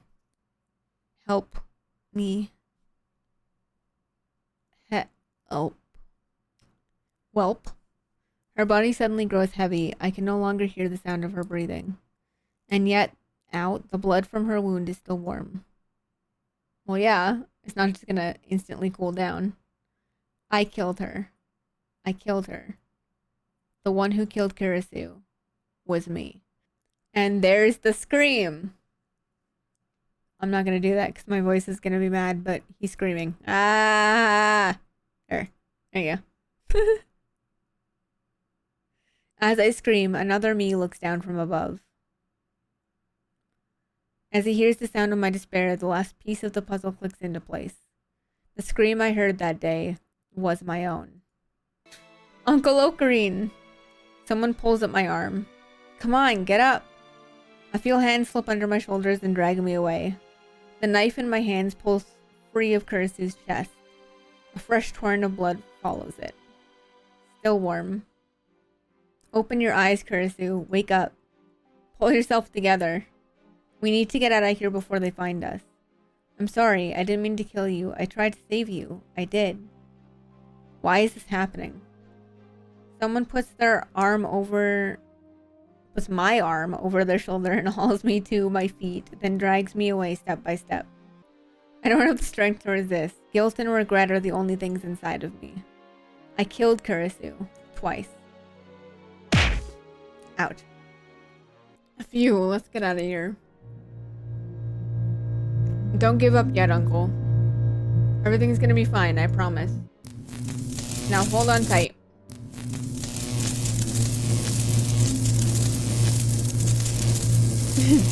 I feel someone push me hard from behind. Next, they take the knife away. My fingers are like solid rock. They have to be pried open one by one. I failed to save Kurisu. Worse, convergence made me kill her. The past has already been decided. It was impossible to change it from the start.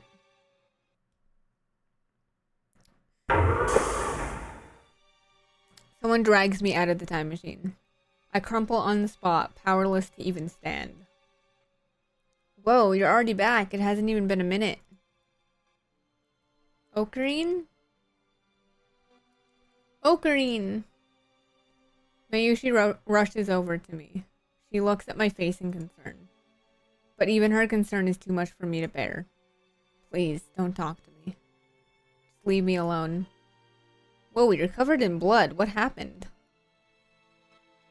Get him a towel, Dad, and water, and some clothes too. Hurry. Eh? Eh? An explanation, por favor?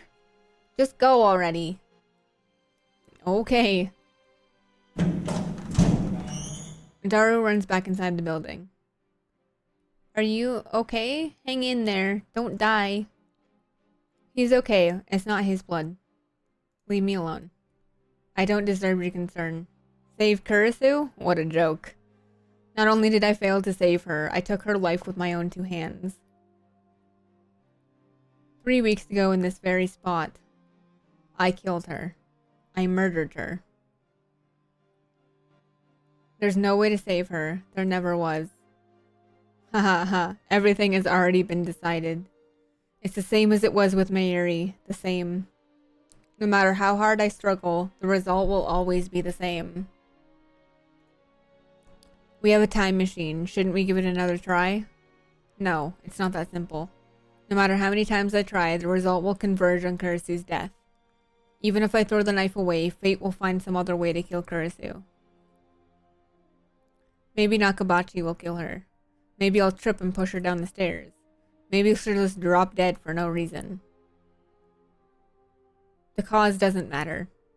The effect will always be the same. It doesn't matter if I time leap or if I time travel. Going to the past can't change the result. Maybe a D-mail could shift divergence enough to take us to another attractor field, but there's no way to control what might happen.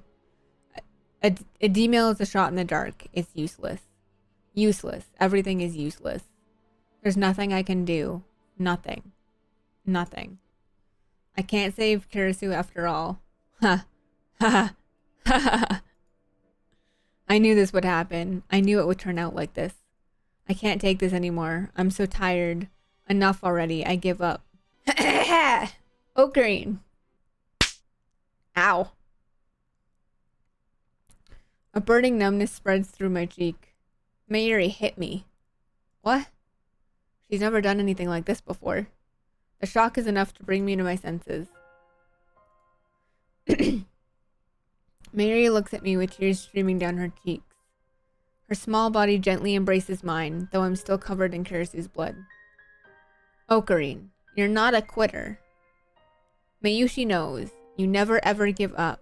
Not until the very end. Remember? Every day, Mayushi prayed for help in front of Granny's grave.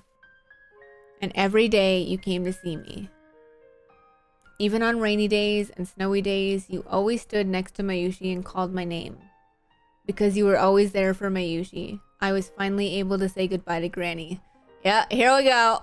This is where it's gonna get difficult for me to not cry. Fuck. God damn it, Mayuri. Mayushi doesn't really understand what's going on, but don't give up now, okay? Mayushi doesn't want to see you sad. Mayuri's gentle warmth envelops me. I cling to that warmth, but it's not enough to heal my heart. But I killed her. The person most precious to me, who I wanted so desperately to save. I killed her. Ocarine. I can still feel the knife in my hand. Ow. I still feel her fading heartbeat. I look at my hands over Mayuri's shoulder. They're red with blood. Kirisu's blood. The shaking won't stop. Tears fall, washing away the blood. Guilt and despair are tearing my soul. If Suzuha hadn't taken the knife, I might have slit my own throat in that very spot. Jesus Christ, man. God damn! You see what I mean by a depresso espresso, guys? This reality is too much to bear. But I realize this is retribution. My just punishment for taking the godlike power of time travel and using it to distort the past. Kurisu can't be saved. That has been proven beyond a doubt. At the very least, I can't save her. Not even with Mayuri's encouragement. There's nothing I can do. You're wrong. Suzuha speaks, her voice full of conviction, and immediately afterwards, I hear a familiar melody, my male tone. Mayuri takes my phone out of her pocket. She's been looking after it. You've got mail, Ocarine. Mayuri gently puts my phone into my hand. I don't have the energy to check my mail, but for some reason, Suzuha gestures for me to look at it. I reluctantly open my inbox. Turn on the TV. What? Turn on the TV. That's all it says.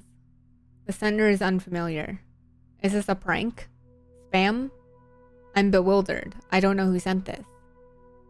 But then I happen to glance at the send time, and the shock is like a lightning bolt to my brain. The date it was sent. August 21st, 2025. It doesn't even occur to me to wonder if my phone has malfunctioned. After all, I know this phenomenon. A D-mail? I look up at Suzuha. She sees my confusion and looks at my phone. It actually came through, just like he said it would. Judging by her surprise, I guess she doesn't know much. Suzuha left from 2036. That's 11 years after this email was sent. Does that mean it's not related to her? What does it mean? There must be something on, something you need to see. Hey guys, I brought the stuff. Daru comes back with a convenience store bag, right on time. Fortunately, my phone has TV reception. Who the fuck? What phone has TV reception? Do you mean YouTube? As soon as I switch it on, I see a news reporter standing in some foreign airport. There's a jumbo jet in the background. Looking closer, I see burns near the plane's tail. The caption says, "Fire on Russian airlines."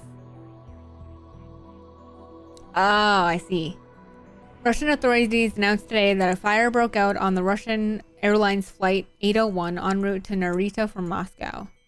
The flight departed Narita Airport at 11:05 Japan time, but a fire broke out in the cargo hold shortly before arrival. The flight made an emergency landing at Domo Devovo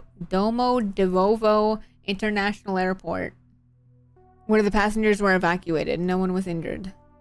One of the passengers was on flight 801 was a Japanese physicist who had declared his intention to seek asylum in Russia. The screen changes. The camera cuts to what appears to be the airport lobby. A man is standing there surrounded by supporters. When I see his face, my breath catches in my throat. Dr. Nakabachi. Oh! That's not even bro's real name! Okay, so she does have his name. Bro, I'm learning. See, the anime didn't fucking say this. Or if it did, it was in the subtitles or some shit and I didn't read it. Dr. Nakabachi, real name Makise Suichi, made these comments to the press earlier today. It was? I didn't know he had another name. For fuck's sake. Clearly I don't pay attention. Jesus Christ. I still haven't recovered from the shock of murdering Kurisu. The images on the TV seem like something from a dream. Did they say Nakabachi sought asylum in Russia? Jesus. I didn't think people still did that in this day and age. I mean, all you need is a passport to travel to Russia. I'm delighted to have arrived safely in this wonderful country. My deepest gratitude to the Russian government for accepting me. What happened to the plane? Read the subtitles at the bottom of the screen. When the cabin filled with smoke, I remained perfectly calm. Some passengers panicked, but then settled down after I gave them a talking to. Nakabachi responds confidently. Oh, fuck you, bro. He certainly doesn't look like a man who could strangle his own daughter. My compliments to the pilot for a safe landing. He's a hero, for he saved not only my life, but my historic thesis as well. The subtitles changed to, is that thesis related to your request for asylum? Nakabachi nods theatrically. Indeed, if this thesis has been lost, it would have set scientific progress back a century. This thesis will change the course of human history. What is your thesis about? This thesis describes the first practical theory of time travel. Do you understand? Time travel. I, Dr. Nakabachi, have succeeded where countless others have failed. Bull motherfucking shit. You mean your child succeeded where countless others have failed, and you fucking stole it from her. Yeah, fuck. Sorry. Nakabachi's tone quickly grows feverish. Now he's talking directly to the camera. Moreover, he's not talking about the accident at all. He's just promoting his research. He presents something to the camera. It's the envelope, the one Kurisu gave him. This envelope contains the future of mankind. Soon all of our dreams shall be realized. When I present this thesis to the scientific community, the world will change forever, and I will be known as the father of the time machine. I have no right to condemn Nakabachi for his actions, not when it was my hand that took Kurisu's life. But at the same time, I can't stop myself from recalling the words Kurisu spoke. That hurt, betrayed tone that triggered Nakabachi's violence. You're stealing my work? I didn't even think you would do something like... Do those words not echo in his ears too? How can he stand there and present his murdered daughter's work as if it were his own, and look so proud of himself while doing it? I hear my teeth grinding in my head. Originally, this envelope was in my checked baggage. If it had stayed there, then it would have burned up in the cargo hold, and humanity's dreams along with it. That's fair. However, fate intervened on my behalf, as if God himself had decreed that my greatness would be known across the world. Nakabachi thrust his open hand at the camera. Behold the vessel of God's grace, because this was inside the envelope. It set off the metal detector. As a result, I had to take the envelope with me on the plane.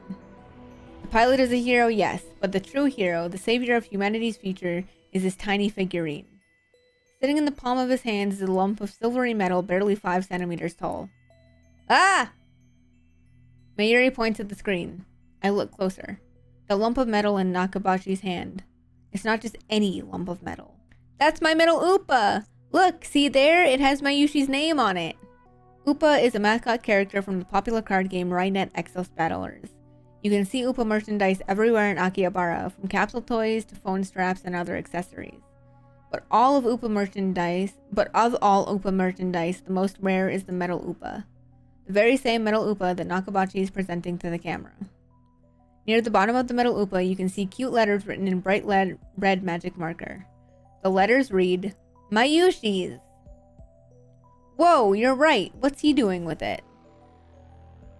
I dropped it during the presentation. I looked everywhere, but I couldn't find it. So that's where it went. I can't get it back if it's all the way in Russia. I stare at the screen in disbelief. My body is shaking. Goosebumps break out over every inch of flesh. I know what this is. The butterfly effect. 3 weeks ago, Mayuri dropped her metal Upa in the assembly hall of Radicon. That tiny figure, a mere child's toy, went on to decide the fate of mankind. It rescued the Nakabachi paper from the fire. And in doing so, it laid the foundation for World War III. Suzuha, did you know about this? Suzuha answers with a look of apology. Who sent that D-mail from 2025? Whoever it was clearly meant for us to see the news about Dr. Nakabachi. Sorry. Sorry? About what? What is she apologizing for? Sorry for not telling you everything. But we needed you to fail once. You had to experience Makise Kirisu's death firsthand. What? You tricked me? Not exactly. It was part of the plan. At least, that's what I was told. Told? By whom? Suzuha points to the phone in my hand. Then you'll understand. What are you talking about? The message should already be in your phone. The message you sent from 2025.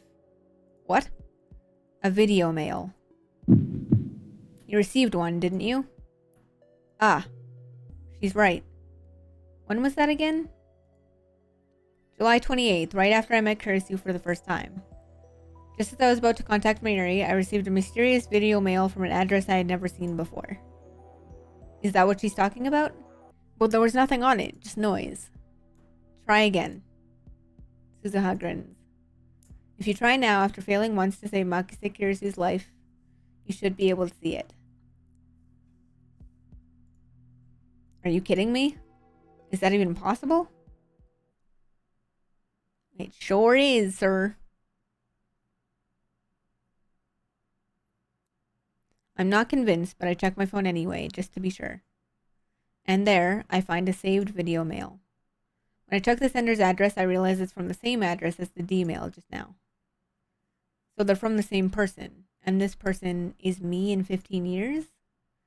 15 years, 2025, the year I die, according to Suzuha. I sent this message on the eve of my death, a message to myself in 2010.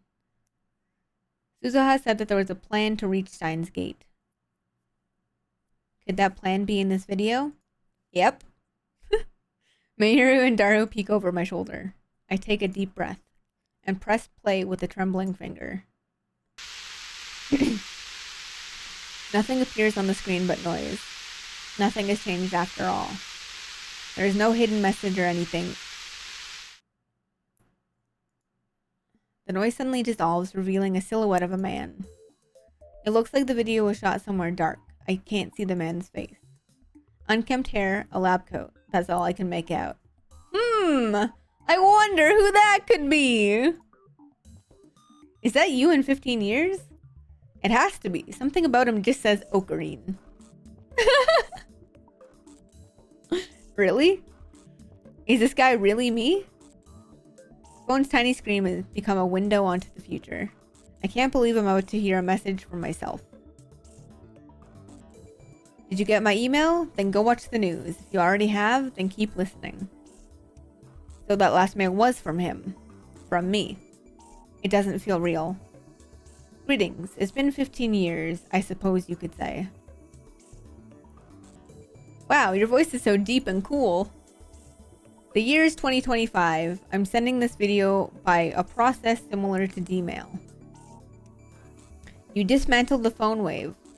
So did I. But not 1 year later, I, which is to say you, turned back to time travel as my last hope. I spent 14 years researching time travel. Hot damn. Along the way, I managed to design a D-mail transmitter that wasn't bound by the 36-byte limit. The fact that you're watching this means you failed to save Kurisu. It hurts, doesn't it? I know how you feel. After all, I went through it myself 15 years ago. That's right, I failed too. I lived with that failure for 15 years. Do you understand why you had to fail? It was necessary. Necessary to give me the proper motivation. You failed to save Kurisu. You killed her with your own 2 hands. Your guilt, your self-loathing, have driven me for 15 years. They gave me the focus I needed to complete my plan. Without your failure, you would not be watching this message now. As you know, the world line is subject to an attractor field convergence. Time travel alone cannot save Kurisu. That is why you had to fail, to create the chain of causality that linked you to me. Because you failed, I spent the last 15 years researching time travel. As the revelations Nakabachi released sped the world toward nuclear war, I continued my research in secret. Suzuha's time machine is the result. Although the finishing touches were Daru's and mine, its design was based on the theory that CERN first developed, and that Kurisu improved on the world line you undid. Its model number, C204. C is for Christina. I believe you understand what that signifies. Now that the causal link has been established, allow me to explain the final stage of the plan. Oh Jesus, hold on. The purpose of this plan is to change divergence and reach the unknown world line called Steinsgate.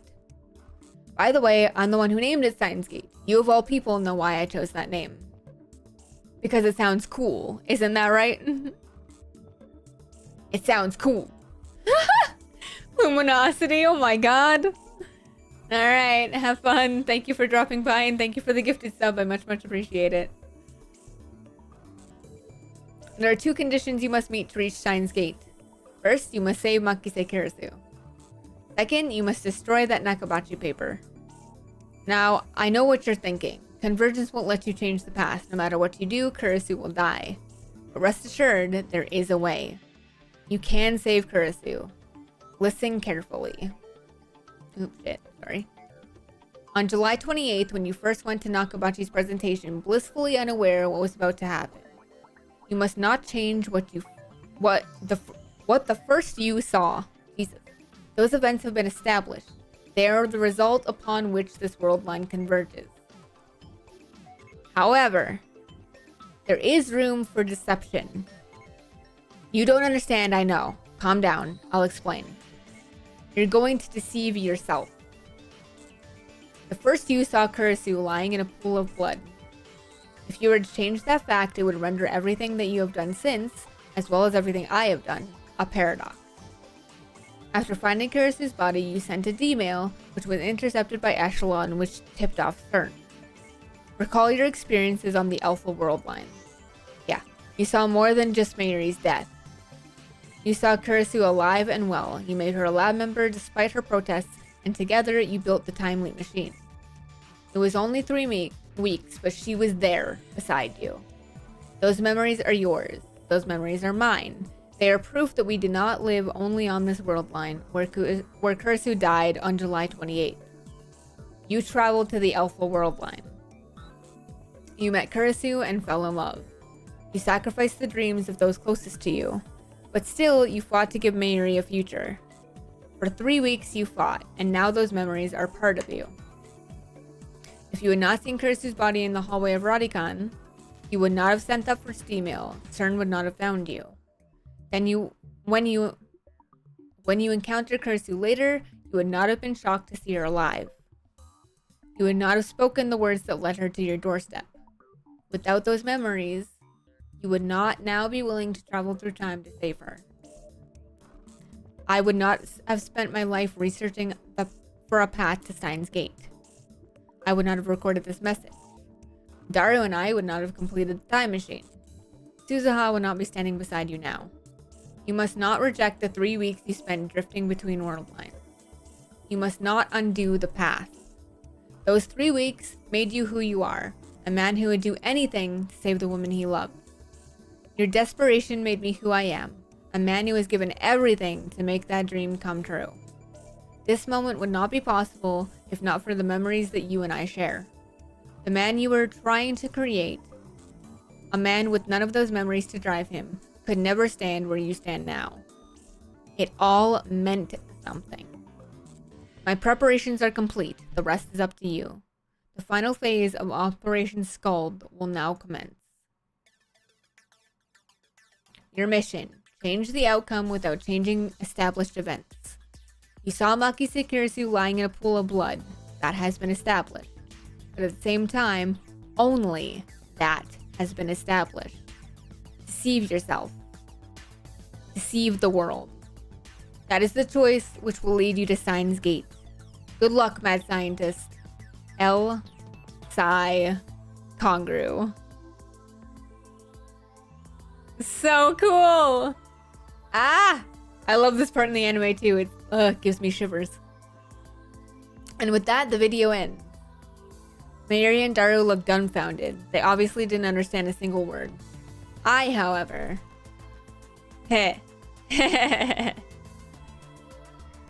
Laughter bubbles up from the depths of my soul. Not minutes ago, I was lost in despair. I was ready to kill myself for what I had done. But now, I'm laughing. Operation Scald? Elsai Congru? I'm 33 years old and I still have no shame? Deceive myself? Deceive the world? That's such shooty bullshit. It's pathetic, laughable, a juvenile fantasy. But at the same time, it feels right. Very well, if this is the choice of Steinsgate, then so be it. I am the insane mad scientist, Hoin Kiyoma. Deceiving the world is child's play. It looks like I have to change the world after all. Whoa, I thought Ocarina was finally turning serious, but now he's back to his usual antics. But you know, Mayushi likes Ocarina better this way. Yeah, I know what you mean. Ocarina just isn't Ocarina unless he's laughing like an idiot. Hoin Kiyoma saved Mayushi, you know. So this time, he'll definitely save Makise Kirisu. But deceive the world? What's that supposed to mean? Mayushi doesn't have a clue. Isn't it obvious? The only established fact about the past is that I saw Kirisu lying in a pool of blood. That's the extent of my observation. Kirisu was lying in a pool of blood. As for whether she was alive or dead, that's still open to interpretation. Isn't that right, future me? Huh? Mary tilts her head. She still doesn't get it. For example, just think of it like this. Kirisu was merely unconscious, and the blood was just a coat of red paint. Oh, is that what happened? The mad scientist is back! I give up. She's not going to understand. Wait a second. The news reports all said that she was...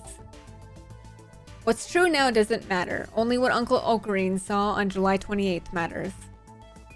Really? Really. And that's because I'm not the Okebe Rintaro who lived on the Beta World Line after Kurisu died. I traveled to the Alpha World Line and back. I am not bound by whatever effect Kurisu's death may have had during that time. What I'm going to do is recreate what I saw, and only what I saw. But this time, I'll do it so Kurisu doesn't have to die. Don't forget you also need to destroy the Nakabachi paper. Can you handle it? Who do you think you're talking to, part-time warrior? Part-time warrior? Have you forgotten? I am the insane mad scientist, Hoin Kiyoma. I disregard the blank stares from my comrades and brush back my hair with a flourish. My plan is flawless. Operation Scald will succeed. But I need to prepare. Give me 30 minutes. Suzuha tightens her expression and nods firmly. I squat against the roof's chain fence with my eyes closed. To refresh my memory, I pull out the drawers of my mental archive and sort through each file one by one. My actions that day, Mayuri's actions, my conversation with Kirisu, Nakabashi's presentation. With those memories to guide me, I begin to draw up a plan of how to complete my mission. Ocarina, I got the stuff. I open my eyes once I hear Mayuri's voice. Then it's time. I take a deep breath and stand up. Mayuri's faster on her feet than Daru and I are, so I had her pick up some things for me. She She went all the way to the lab and back in the sweltering heat, but she's not even breathing hard. She runs up to me with a triumphant smile, almost like a playful puppy shaking her tail. Here you go. Will this work? In her hand is a plastic stick, about 30 centimeters long. I take it and nod in satisfaction. Good work, Mayuri. Mayuri's happy to be useful to Ocarine. Oh, I also brought you this. She hands me a banana. I guess she's telling me not to time travel on an empty stomach. What's that? A banana! No, I meant the stick. It's not a stick, it's a sword. One of our lab many inventions, future gadget numero 6, the Sialoom Saber? I don't know if I said that right. Sialoom Saber? It's a red Sialoom glow stick, an essential item for idol and voice actress concerts. But it's not just a glow stick, it's saber-shaped, just as the name implies. And you can reenact scenes from Spark Wars! Whoa! Wow? Furthermore, it can also form fake blood clots. Detach the cap at the tip and thick blood starts flowing out. I, really don't get what you were trying to accomplish when you made this. I wanted to make our sword fights more realistic. What he means to say is that everything is inevitable. Inevitable. Blah, blah, blah, blah. I think I see the plan. You're gonna use that Siloom stuff as a stand-in for Makise Kirisu's blood, aren't you? Precisely. I stuff my cheeks with banana, enraptured by my own genius. I truly am a mad scientist. Moha! I put the Siloom saber into my pocket. It's about 30 centimeters long, so it sticks out a little, but I don't mind. I had Dario buy me a stun gun earlier. I pocket that too. With this, my preparations are complete. I give Suzuha a glance. Let's go, Uncle Ocarine. One more time. One more trip to July 28th. There and back. That's all the fuel we have left. This is our last chance. You ready? Leave it to me. I will change the world. I follow Suzanne into the time machine. While waiting for Mayuri to return, I asked Suzuha if there was a chance I might run into myself from the last time. In other words, the me who killed Kurisu. She replied that wasn't possible. The world line where I killed Kurisu is minutely different from the one to which the time machine will take us. Minutely? Time travel has a small effect on divergence, much too small to cause any noticeable changes, but enough to ensure that there can never be two versions of the same time traveler. However, it is important to remember that world lines are not parallel worlds. Ultimately, attractive field convergence merges them into a single world line.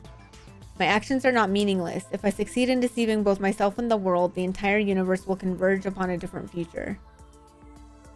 Ocarine.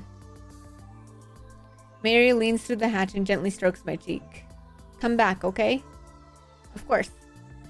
I return the smile and give her a thumbs up. I close the hatch as Dario and Mayuri see me off with words of encouragement. Suzuha is already operating the time machine. The fate of the future hangs on this mission.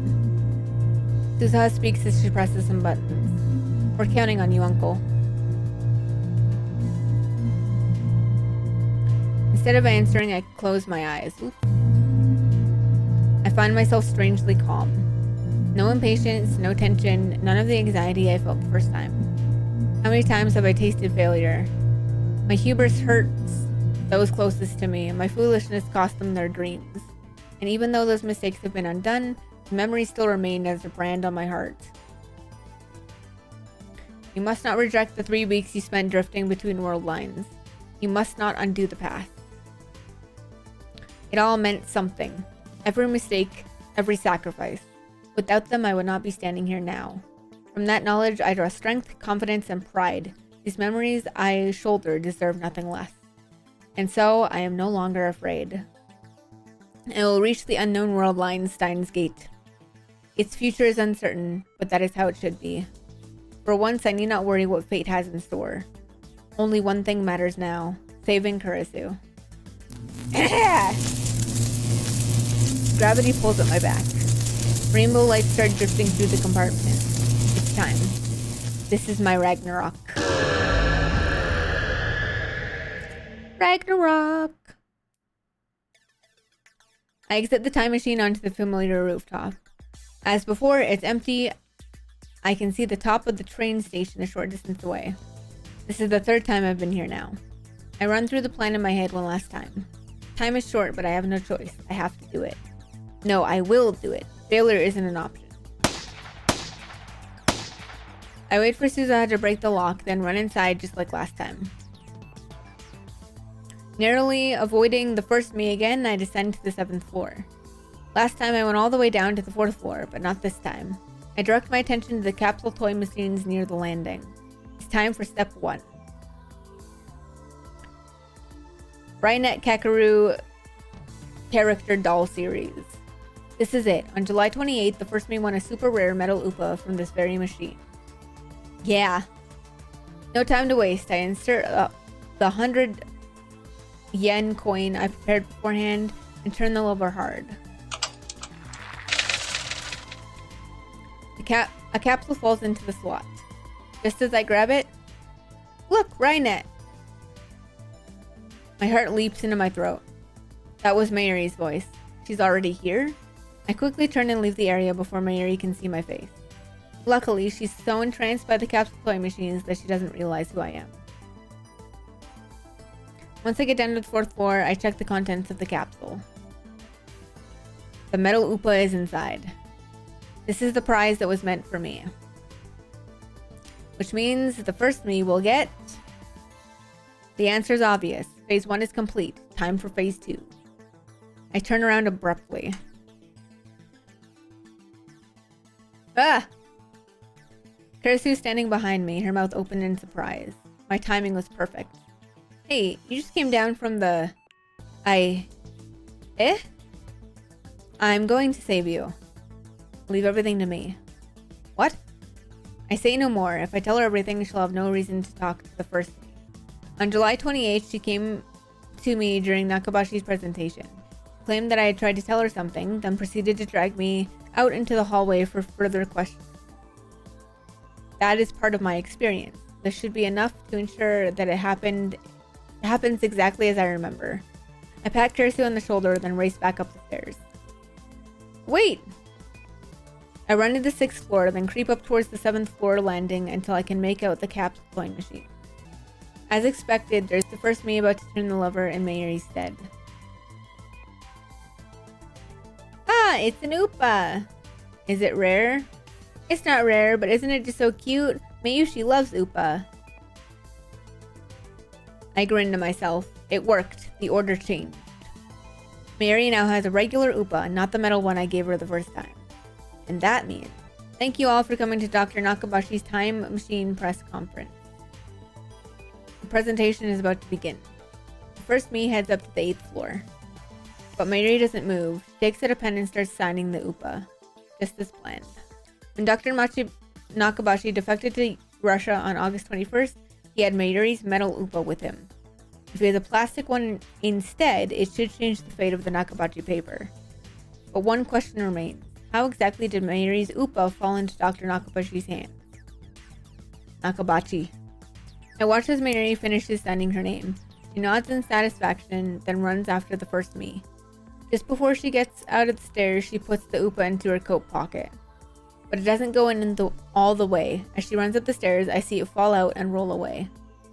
Mayuri is completely oblivious. A moment later, she disappears from sight. I look at the Upa lying on the floor. Does Dr. Nakabashi pick it up? How? He's in the middle of his presentation upstairs. He doesn't have any opportunity. That's when Kurisu comes up from downstairs. I quickly hide in the stairwell across from the landing. Kurisu reaches the 7th floor without noticing me. She finds the fallen Upa and picks it up. So it was Kurisu who found the Upa. The butterfly effect. In 3 weeks, this completely innocuous event changes the outcome of an accidental fire on one of what must be thousands of planes flying that day. By extension, it changes the fate of the entire human race. Kurisu looks curiously at the Upa and then looks around as if searching for the owner. Of course, Kurisu doesn't know who Mayuri is. At this point in time, those two aren't even acquainted yet. After realizing there's no one around, Kurisu puts the UPA into her envelope and goes up to the 8th floor. Now that I've seen what I need to see, I go upstairs too and head to the employee hallway. Here's where it gets serious. I grip the Siloom saber and shake it silently, thus activating the red fluorescent reaction inside. It'll last about 10 minutes. It should get dim before Kurisu makes her appearance. I know what I need to do. Get serious. Or, you know, get excited, as fucking Senku would say. Save science, mommy. That's our plan. The problem is that my window of opportunity is so slim. Will I be able to handle the enraged Dr. Nakabachi? One mistake and Kurisu will die. What are you afraid of, Hoin Kiyoma? Everything is going according to plan. Operating Scald is flawless. You spent 15 years perfecting it, remember? Believe in yourself. Believe in Hoin Kiyoma. Hoin Kiyoma will save Kurisu. I close my eyes and wait for the time to come. Hidden behind the same pile of cardboard boxes as last time. I hear the sound of sparse applause from the event hall, which means I should be hearing footsteps soon.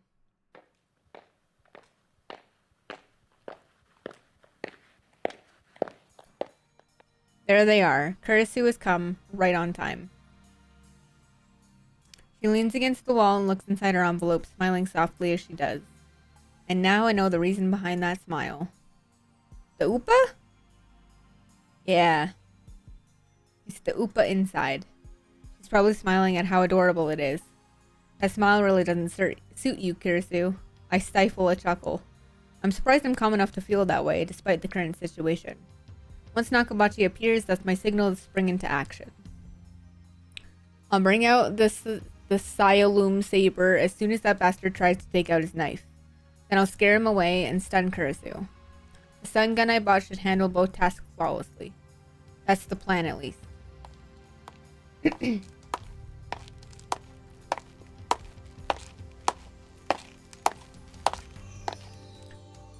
next set of footsteps echoes down the hallway.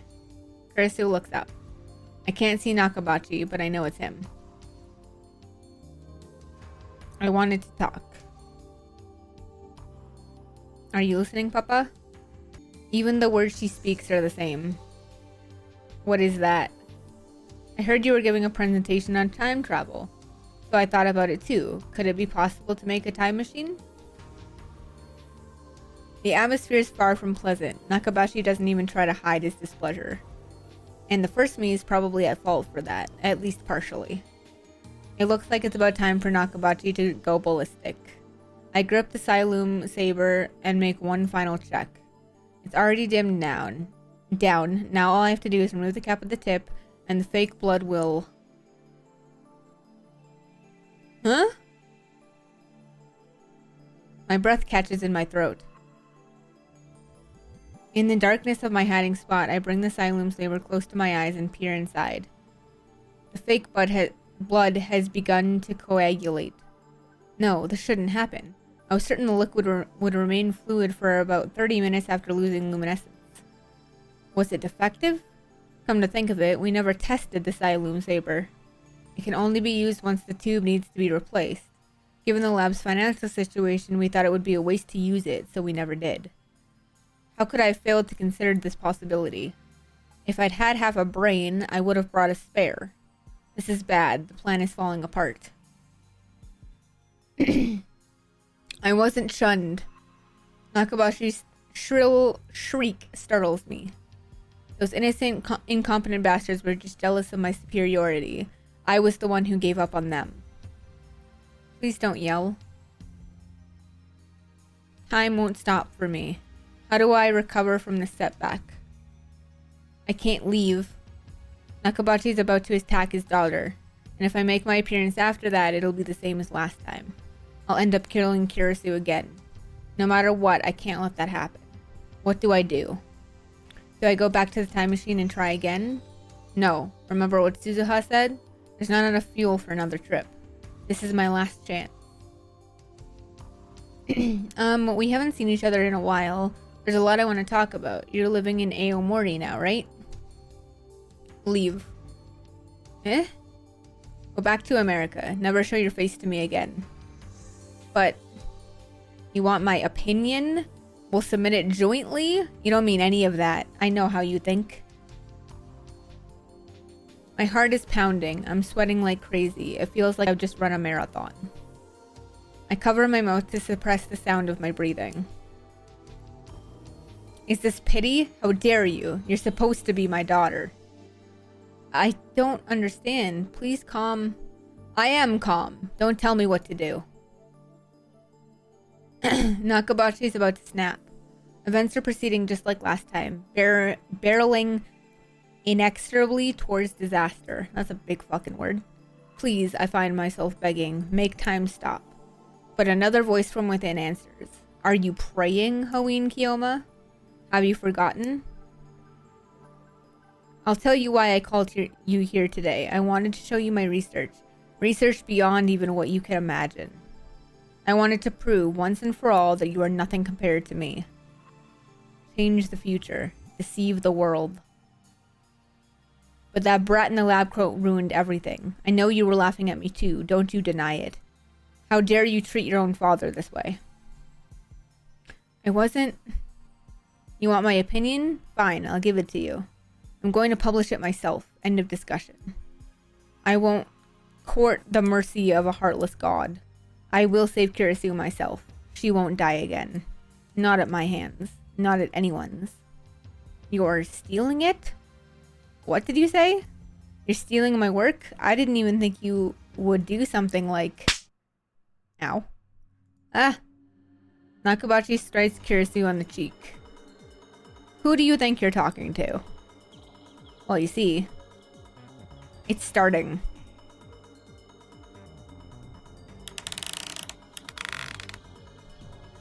Nakabachi puts his hands around Kurisu's neck. Her cries of agony fill my ears. There's still a way to prevent Kurisu's death. That puddle of blood I saw beneath Kurisu's body. There's one more way to reproduce it. One more way. One last chance. It's a gamble, to be sure. Even if it succeeds, I don't know what effect it might have on the Steinsgate world line. You can't possibly understand how I feel. Why did you have to be so talented? I detest you. I hate your very existence. Nobody's allowed to be better than me, understand? Nobody, especially not my own daughter. That's why I abandoned you. I couldn't bear the shame of being your father. It's all your fault. It's all your fault. It matters not. I am Hoin Kiyoma, the mad scientist who defies God. My true desire is chaos. I have no need for a predetermined future. Stop. Calmly, I step out from my hiding spot. Nakabachi looks at me in disbelief. His eyes are wide and bloodshot. You're the brat who ruined my presentation. Nakabachi lets go of Kurisu. How dare you show your face before me? Why does everyone get in my way? I know, you and Kurisu planned this, didn't you? Didn't you? You brats won't get away with this. Nakabachi pulls the knife from his pocket. The blade reflects cold light. Once I see that glint, I laugh disdainfully. Try it, if you dare. You, who are you? My name is Hoin Kiyoma. What? Ho for Phoenix, then in, and finally the terrible truth that must never be revealed. Hoin Kiyoma. I am the bringer of chaos, the destroyer of order, and I am the one who will end your ambition. Kurisu staggers to her feet with her hand to her neck. Run away. Never. I dismiss Kurisu's plea and instead turn to Nakabachi with my arms spread wide. What's wrong, Dr. Nakabachi? Aren't you going to kill me, or have you lost your nerve? Of course, a mere mortal can never slay a god such as I. Mwahaha. You little... Nakabachi goes into a frenzy. He charges me with his knife point first. No, Papa, stop. Nakabachi has completely lost his mind. I can see it in his eyes. He won't stop. And if he won't stop, then I'll stop him with my own body. You can't kill me. You're nothing. Die. The knife approaches. Its point glitters menacingly in the dim light. Inches away. I don't move a muscle. This is my last chance. I'll do whatever it takes. Ouchie.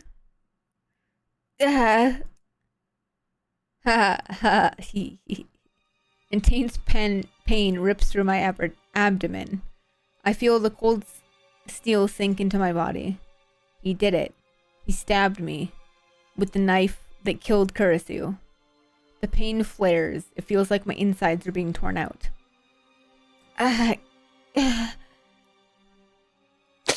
Ow. Again. Ouchie. Nakabashi yanks out the knife. Blood gushes from the open wound.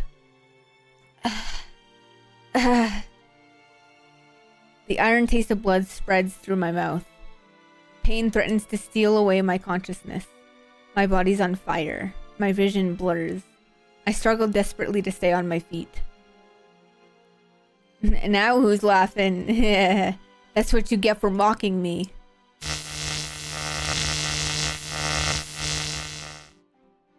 I whip out the stun gun and switch it on. The electric arc crackles to life inches away from Nakabachi's face. He instantly turns pale. Now you've done it. I spear him with my glare and take a step forward. A wave of nausea surges over me. Yak! Blood spews from my throat. But I don't look away. I keep my eyes fixed on Nakabachi. You'll regret this, old man. I'm going to kill you. You and the girl, I'll kill you both. Don't move. Kurisu runs up to me. She holds me and supports my body. Lie down, I'll call an ambulance. What is she doing trying to help me? Didn't she hear me threaten to kill her? You're too soft-hearted for a tsundere. Back when I was trying to save Mayuri, you were always the one who saved me. So this time, I'm going to save you. What?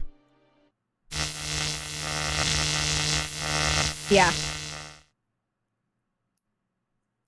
We did. Kurisu convulses. Strength leaves the legs she used to support me. She collapses.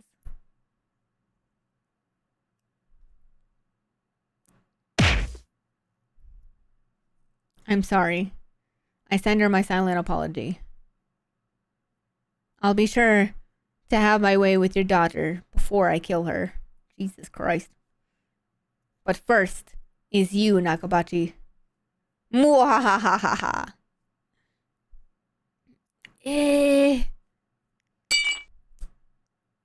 Hello there, little muscled chick. Nakabachi tosses his knife away with a pitiful cry. He takes a step back. 2 steps back. I have a stun gun, by the way.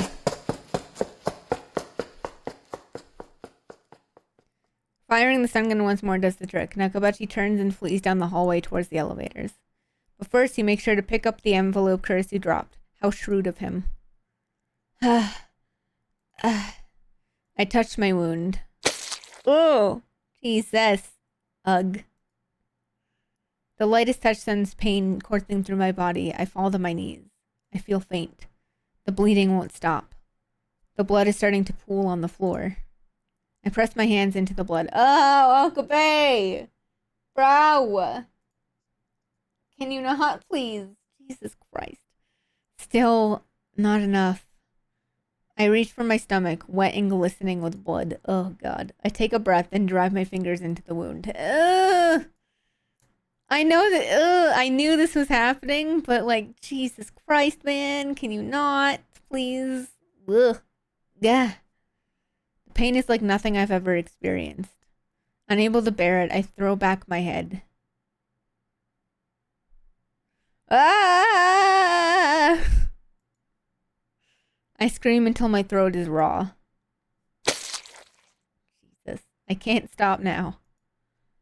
Fighting against the urge to faint, I feed my strength into my hands and pull the wound wider. Can you not open your wound further, sir? Jesus Christ. My blood paints the floor crimson. Uncle Ocarine! Suzuha runs up to me. That wound! What happened? What were you thinking? If you die, we fail. Uncle? You forget who you're dealing with, Suzuha. Look at the floor. Notice anything? The floor? That should be enough blood, don't you think? She looks down and beholds my masterpiece. A pool of blood. To deceive myself. To deceive the world. The stage is set. But Uncle, you'll die. There's no way I'm going to die. Who do you think I am? I am the insane mad scientist, Hoin Kiyoma. Uncle. If convergence holds, then it's already determined that I don't die. Not here. I die in 2025. That's a fixed event on the Beta World line. That was my bet. I intentionally provoked Nakabachi to rage.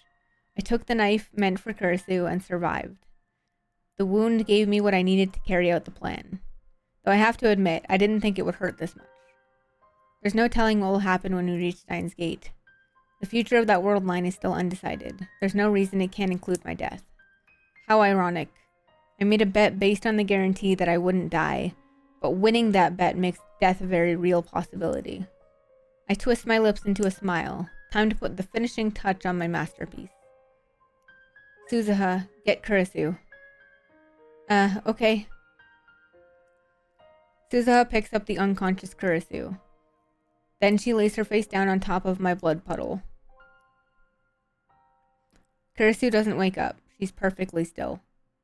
But she's definitely breathing. I stroke her hair gently. Did it hurt? I'm sorry, but I had to do it. To save you. Even though those 3 weeks will never come back. I want you to live. Even if we reach Steins Gate. Even if Kurisu lives. Even if I don't die. We'll never meet again. Kurisu will never join the lab. We will never build the time leap machine together. But still, I'm glad I was able to save her. Goodbye. Please stay unconscious for a while. I need you to deceive the first me. While Suzuha goes to pick up the knife, I use the wall to climb to my feet. Mission complete. Return to base.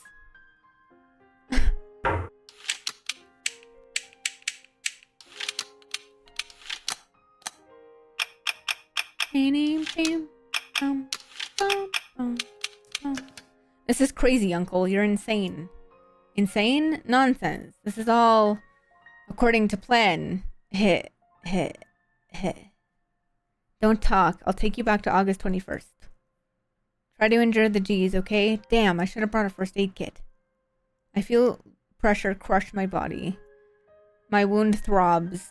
I feel like groaning, but I bite my lip and bear it. Rainbow lights fill my vision. The time machine is activating. Suzuha wraps my wound with a towel. Hey, Uncle, I'm sure Steins Gate is waiting for us on the other side. A world where nothing is known, where anything is possible.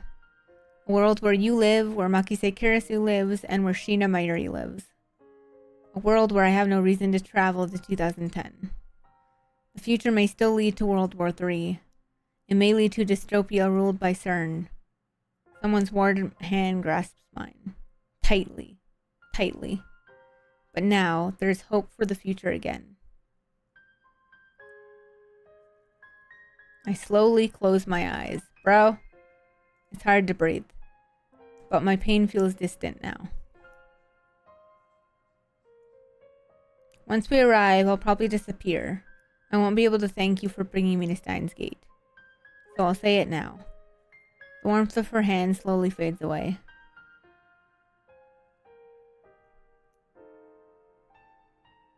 Thank you, Uncle. Don't die.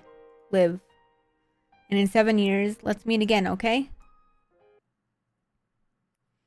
It's time to go home. Mayuri and Daru are waiting.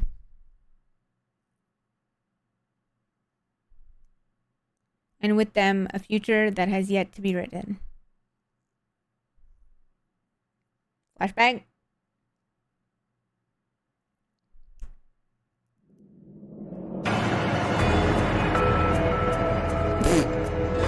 Wow.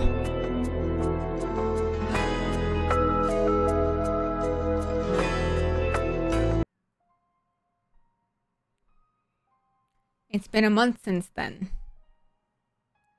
Jesus Christ. My wound was deep enough to require surgery. Oh, Okabe. Bro. Jesus Christ. If I'd been just 1 hour late getting to the hospital, I would have died from blood loss. The doctor laughed as he told me this. Hilarious. After being cooped up in the hospital for so long, it's exciting to be walking around Akiba again.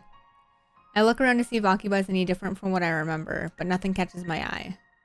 I just get the feeling that there are more moe shops than before. The mysteries of divergence. I chuckle to myself and then dig into my pocket. Something jingles. Oh, is this so? Yeah. I'm like, is this gonna be what I think it is? Fuck yeah. Ah, that makes me so happy. There are 8 metal pins inside. Sorry, there are metal pins inside. There are 8 of them. The Future Gadget Laboratory's member badges. They're designed based on the pin Suzuha brought from the future. Which world lines Suzuha was that again? Anyway, back then, we searched all over Akiba for that pin. And while I was hospitalized, I thought it was the perfect opportunity to ask Daru to have them made. And of course, the one we commissioned to make them was that shady foreign street vendor. Nice. The final product is slightly different from Suzuha's, but it's pretty well done. I pass through the archway of Yanobayashi Shrine and head to the courtyard. There, brandishing a sword with sublime dignity, stands a Miko. Shady, all because he was foreign, yep. This Miko is so lovely that anyone would doubtless stop to stare. But that's not a Miko, and that's not a real sword. That sword is a 980 yen imitation, and that beautiful Miko is a guy. Rukugo lifts his head at the sound of my footsteps. Okabe-san! As soon as our eyes meet, he runs up to me in a fluster. His eyes are already wet with tears. You were discharged today? Yeah. But I'm sorry, I didn't know anything about it. Of course you didn't. I didn't tell you. But I'm glad you're okay. I'm so happy. And then he starts crying in earnest. Seeing his tears, I feel the urge to pat his head and tell him everything will be alright. But I resist and sigh instead. I hear you are natural at your cosplay debut. I hear you even have a fan club. He's a dude. Ugh. Mary filled me in on the situation. After years of persistent nagging, she finally convinced Rukuko to cosplay near the end of summer break. It was in time for Kamima, but he wore one of Mary's costumes to a cosplay event in early September. His cosplay debut was effective. Tons of photographers took his picture, and the images soon went viral on the net. Try to look up pictures of Rukuko now, and you'll get a ton of hits. He's being swarmed by fans, and he's what they call a trap, since he's popular with girls too. There are some things in this world I just don't understand. To be honest, it's so confusing. You know, I still haven't had the pleasure to see you cosplay in the flesh. I just can't. If Okabe-san were to see me, I'd get so embarrassed I'd die. But you had fun, didn't you? That's what Mayuri said. Yes. You've grown up, Rukuko. He's overcome his feelings of inadequacy and accepted himself for who he is. Oh fuck. This ending is gonna make me cry. God damn it. And he even had fun doing it. Okabe-san, Kiyoma-san, it's all thanks to the Saishin Zama style you taught me. I've cleared my mind of all mundane thoughts. He truly is a worthy disciple. But you must not grow complacent. Your next objective is to ascend to the true form of Zaishin Zama style. Once you've mastered it, the flames of evil sealed within you have nothing left to burn. That moment will mark the beginning of the legend of Arushibara Ruka. Guardian Miko of the Persona Polis of Akihabara? What? What exactly will this legend be about? I shall tell you at the proper time. I reach into my pocket and take out a pin. Lab member 006, Arushibara Ruka. I grant this unto you. Rikuko nervously accepts the pin with a confused expression. When did I become a lab mem? It's a memory from beyond the veil of time. Your past life, I suppose you could say. My past life?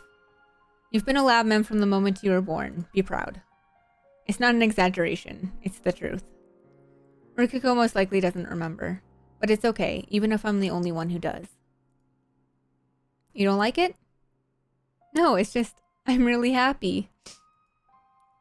He starts crying again. I always wanted to be part of your lab. I wanted to be one of you. But I never had the courage to ask. Thank you so much. Aw, Ruka. He bows his head. This is a precious artifact. Only 8 of them exist in the entire world. It's a magic item that protects you from all calamity. Really? No. So don't lose it. I won't. Rikuko nods with a joyful smile on his face. Too cute. Oh, here's Ferris. Welcome back, Meowster. Aw, I like Meowster better. I passed through Maid Queen's doors for the first time in forever. Ferris runs over to greet me. Kyoma! She suddenly links arms with me.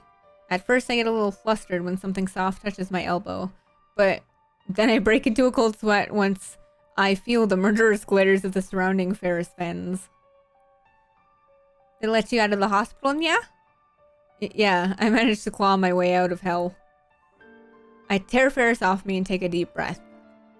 Precisely what I expected from the Hoenn bloodline. Ferris, why? Jesus Christ. In the name of the undying phoenix isn't just for show, yeah. I see she's still making up her own backstories for people. It boggles the mind that this crazy cat girl is behind the redevelopment of Akihabara. Maybe the world's just messed up. Maishi has the day off, yeah. I know. She shows me to my table where I order iced coffee. Alright, we decided to open a second Maid Queen location, yeah. It's right on Chuodori Nyan. Isn't that awesome, yeah? Oh my god, Ferris. Don't you think you're abusing your authority as a redevelopment committee chair just a little? No doubt the recent explosion for Moe shops is her doing. I think she's getting a little carried away. This is my sacred duty, Nya. Now it's time to summon all the powers of Moe to this holy land in preparation for their offensive, Nya. What, they're going to attack? Did the awakening occur while I was in the hospital? That's right, Nya. They took your absence as opportunity, Nya. Will we be able to complete the Moeification of Akiba before they hatch? That's the only way to defeat them. It's a race against time, Nya. Ferris also bought the Raynet AB tournament to gather karma, but it was really tough by myself, Nya. What the hell does she mean by karma? Over the past month, Ferris has started participating in Raynet Access Battlers tournaments.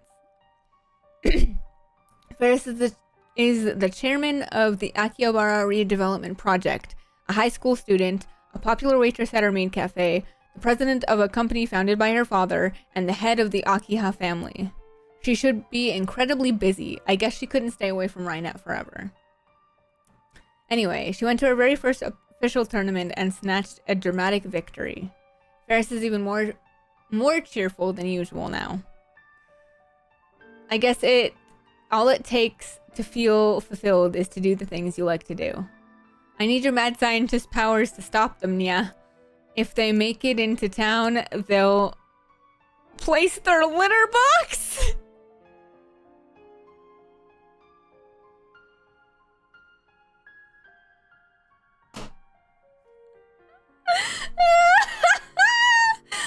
Oh my god, I fucking love her. Jesus Christ. I guess I have no choice. If it's come to this, then I too must fulfill the covenant. Oh yeah, and take this with you. Yeah? I take a pin out of my pocket and present it to Ferris. This is... Where did you get this, Kiyoma? During my stay at the hospital. So you've overcome the test of the heart, Nya. You are truly a great man, Nya. I really don't get what's going on, so let's just nod for now. This belongs to you, Lab Mem number 007. Whenever you need my help, just hold that pin and speak the incantation La Yoda Stacella. Ferris and I smile at each other, and then we high five. Thanks, Nya. The future gadget laboratory is the hope of Akiba, Nya. Can I come over for a visit, Nya? Of course you can. Daru will be glad to see you. When I get back to the lab, I'm startled to find an unexpected visitor. Yep. What's up, Moeka? Yo, Okabe, out of the hospital already? Yeah. Tanuji, Yugo, and Nai are standing out front. Kiryu Moeka is with them. The Rounders, who killed Mayuri on another world line. Nai hides behind her father when she sees me, like usual. Oh yeah, let me introduce ya. Tanuji indicates Moeka with this gin. Starting today, this girl's gonna work part-time at my place. Moeka bows her head. She's silent as always, but at least she's not holding her phone. I guess that's some improvement. Doesn't talk much, but don't let it bother you.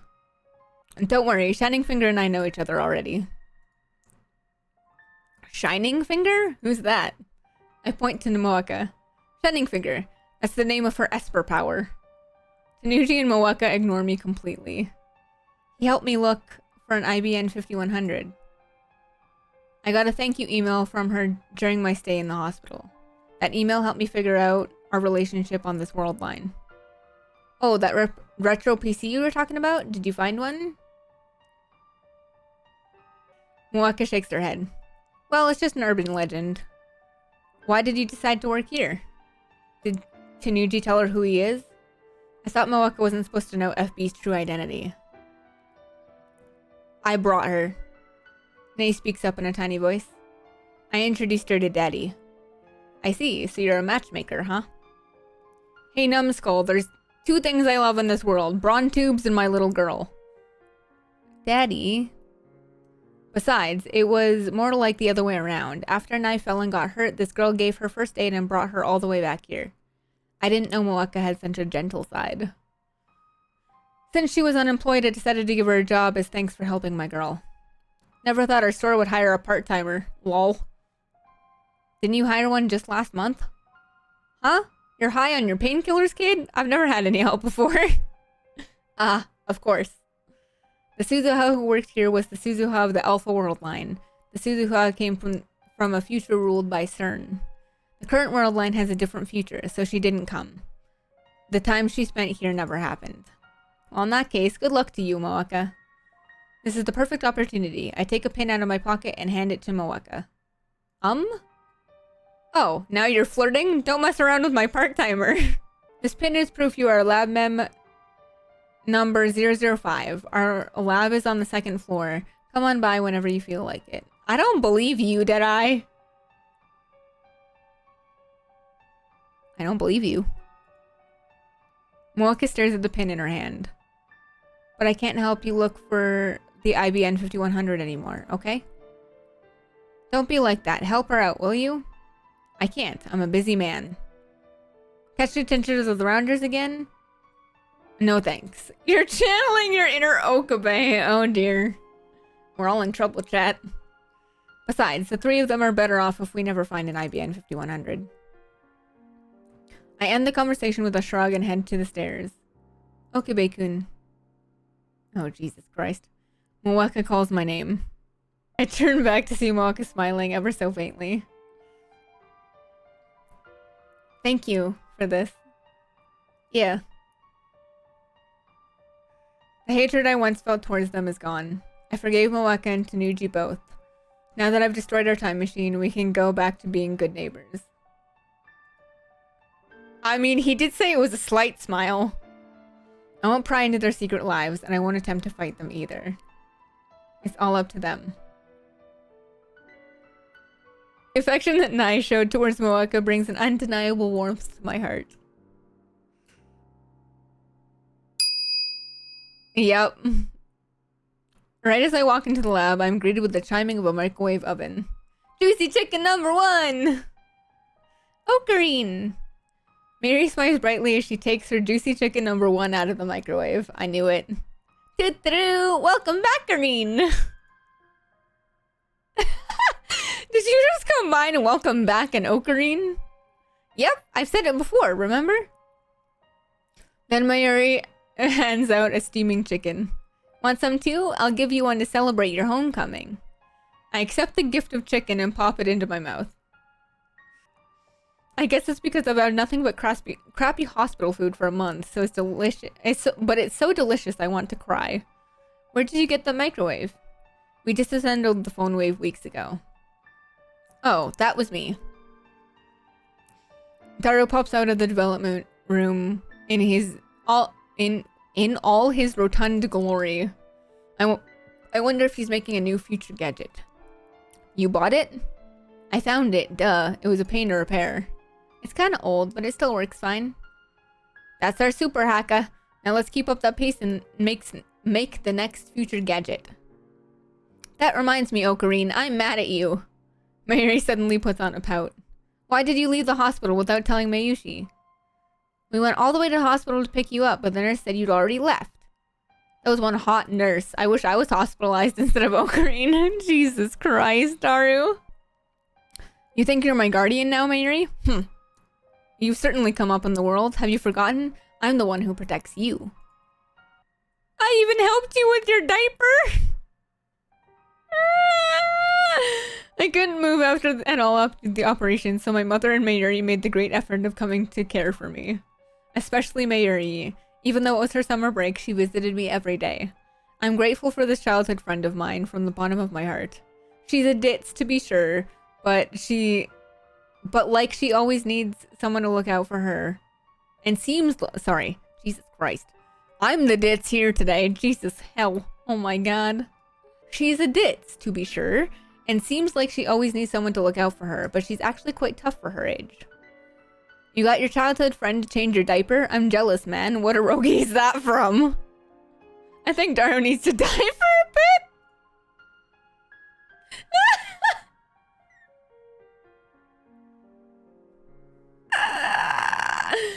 I bought Mayuri on the head. I'll buy you some juicy chicken number 1 later. Really? Thanks, Ocarine. It was worth it to help you after all. I breathe in a sigh of relief when I see Mayuri's innocent smile. Mayuri is still alive.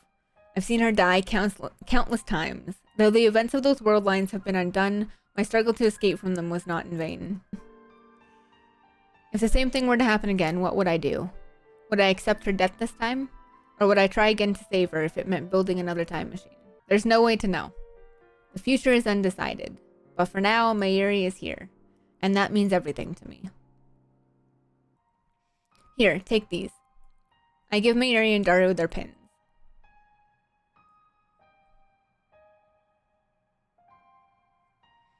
It's so cute! Nice, they're finally done. Mary pins the badge to her chest and shows it off with a pirouette. Gotta be sure to put this on every day or else I won't be let into the lab. Nobody really made that rule, but whatever. But you know, there's something I've been meaning to ask about the pin. What's that? There's an inscription, right? It says OSHMKUFA 2010. Okabe, Shina, Hashida, then Irushibara, and Ferris. I got those, but what about M, K, and A? Who are they? M is for Makise, K for Kiryu, A for Amane. But the current Mayuri wouldn't understand. Those 3 were lab mems on a world line undone and forgotten. I haven't told Mayuri or Daru about them. They wouldn't believe me if I told them, especially about the last initial, A. I mean, how do I tell Daru he's going to have a daughter? I can just imagine his reaction. Who's my lucky bride to be? I hope she's got a cute face, a delicious flat chest, and blonde hair, and twin tails, and a golden ratio tsundere personality. And when she's in dere mode, she's super cuddly and sexy. He'd say something gross like that, no doubt. Oh my god. I remember. As I lay dying in the time machine, Suzuha gripped my hand and said, "Once we arrive, I'll probably disappear. I won't be able to thank you for bringing me to Steins Gate. So I'll thank you now. Thank you, Uncle. Don't die. Live." Just as she predicted, Suzuha vanished the moment we returned to August 21st. Right before my very eyes, the time machine was enveloped in a rainbow light and disappeared. She was smiling as she faded away. That was proof I had reached Steins Gate. That's why I don't mourn Suzuha. And in 7 years, let's meet again, okay? I don't know what the future will bring. There's still a possibility that Daru won't get married, that Suzuha won't be born. But still, I believe that in 7 years, we will meet again. And that's when I will give her this pin, her birthright as LabM008. Until then, I'll keep it in a safe place. Yeah, I feel that, Raven. I feel that. I aimlessly head to town alone. I want to get a better look at the Steins Gate world line. But try as I may, I can't find anything drastically different. Way back when, Ferris's email erased the Moe shops from Akiba. That time, it was obvious the world had changed. I feel unsatisfied, so I look up at Radikan. Obviously, there's no satellite stuck in the roof. It's open for business as usual. When I arrived on this world line, right after I saw Suzuha disappear, the very first thing I did was ask Mayuri and Daru a question. Have there been any murders at Radikan? As they panicked at the sight of my bloodstained body, they answered that no one had been murdered at Radikan. As we waited for an ambulance to arrive, I had Daru call up the news on my phone. They were running the story about Nakabashi's flight to Russia. This time, Nakabashi looked terribly irritated. His eyes were bloodshot, he was yelling, spraying spit everywhere. His appearance was strikingly similar to how I last saw him in the hallway of Radikan. To me, his unintelligible rambling was evidence of Operation Skull's success. This is an outrage, a fire? How can that happen? My precious thesis was burned to a crisp. The future of humanity went up in flames. This is no time for an interview. I won't stand for this Russian Airlines. I'll murder every last one of your crew members. Money's not the issue, are you listening? You burned my thesis. My thesis, which would have changed human history forever. I should have never let you fools handle my suitcase. None of this would have happened if I just carried it with me. The subtitles read, "What was your thesis about?" Time travel, the invention that can grant control over all space-time, from past to present to future. The screen immediately returned to the studio where a female reporter continued. The outburst continued for some time. Dr. Nakabachi, also known as Makise Suichi, was detained by Russian authorities upon arrival at Dovo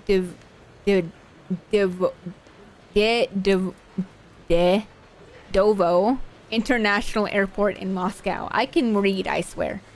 Makise is currently under investigation by the Tokyo Metropolitan Police Department as a suspect in the July stabbing of a young man. I don't think anyone's going to listen to Nakabachi now. For argument's sake, let's say Nakabachi manages to recreate Kurisu's thesis from memory. Nothing will come of it as long as Kurisu is alive. The scientific community undoubtedly trusts the Makise daughter over the father, meaning Kurisu can deter any attempts made by Nakabashi. World War III won't break out, or at the very least, it won't be over the Nakabachi paper. Blah, blah, blah, blah, blah, blah. I haven't seen Kurisu. Apparently, Kurisu reported to police that I was stabbed, but at present, there was no progress on the investigation as the victim, from their point of view, up and disappeared. I heard from Daru that no one was murdered at Radikan, and I couldn't find a single report of anyone dying in the area that day. Kurisu is still alive, that much is certain, but I haven't had any contact with her since then. Aside from a few words we exchanged at Radikan, the current Kurisu and I are strangers. Besides, I was bedridden. It's not like I could have gone to see her even if I had wanted to. Kurisu said she was supposed to go back to America in August. That was on the Alpha World line, so things may have changed. But what reason would she have to stay in Japan after what her father did to her? I thrust my hand into my pocket. 2 pins remain. One of them is for LabMem001. That's me. The remaining badge, which belongs to LabMem004, may never reach its rightful owner. But Kurisu is alive, and that's good enough for me. I chose once to let her die. I once killed her with my own 2 hands, but this time I was able to save her. No one remembers those 3 weeks we spent with Kurisu. No one but me. I will remember. I will never forget. So I don't need anything else. I don't want anything else. Hey Kurisu, I don't know what the future holds. War may still break out. This is the true ending. CERN may still complete their time machine, but at the very least the future is undecided. We're building it now from the bottom up. Not just me, not just you, but every man, woman, and child. So keep on watching, wherever in this wild world you may be. I take out my own pin and fasten it to my chest. I walk through the sea of shoppers staring straight ahead. Is it gonna happen? Is it gonna happen? Yeah! Eh? I quickly turn around. Just now, in the corner of my eye, I saw her. The girl who shouldn't be here. Her long hair fluttered past me. That was not what it said, but whatever. There. A familiar figure. I recognize that back anywhere. That just... Okabe? That doesn't sound weird at all. She stopped too, in the middle of the sidewalk. Slowly, slowly, she turns to face me.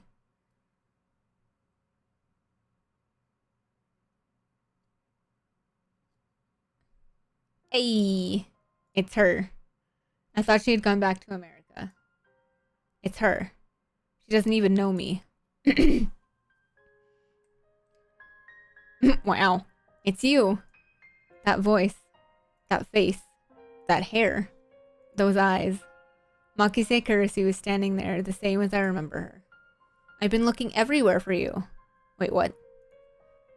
Ever since you saved my life. I was afraid I'd never have a chance to say thank you. I'm so glad we could finally meet. Thank you. Thank you so much. And thank goodness you're alright.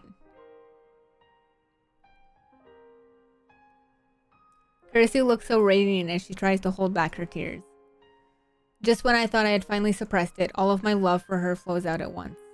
I'm so happy that I want to cry too. So to hide my embarrassment, I take out my phone and put it to my ear. Oh my god! No!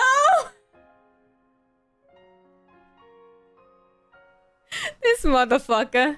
Oh my god. It's me. Why is she here? Reading Steiner didn't activate. What? Protect her? Ha! That's a tall order, my friend. But if that's the choice of Steinsgate, then so be it. L. Psi. Congru.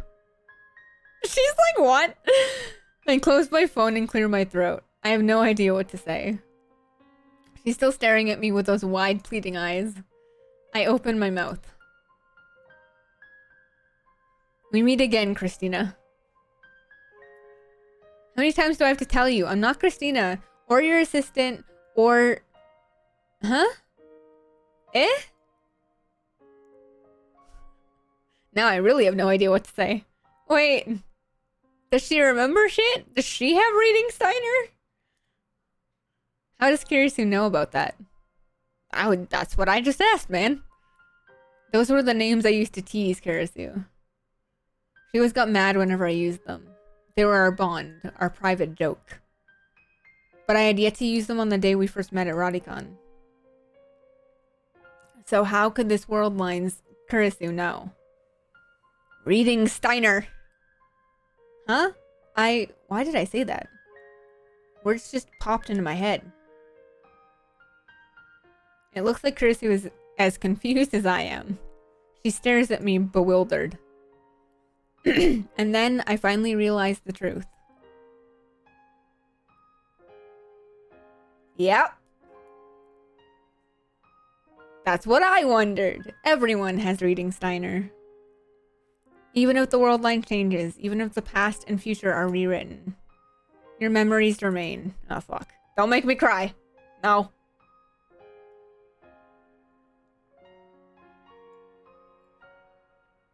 No. Don't make me cry, chat. Fuck. Don't make me cry.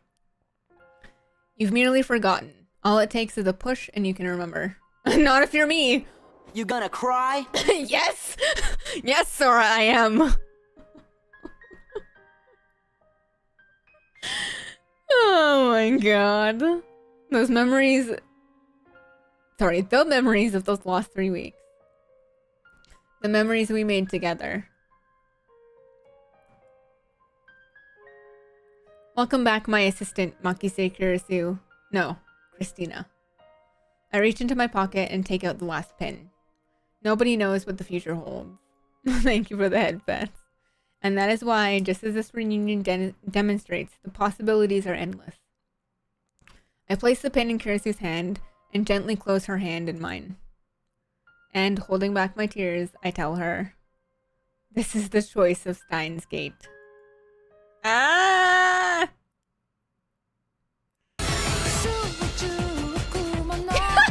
I thought that was the game!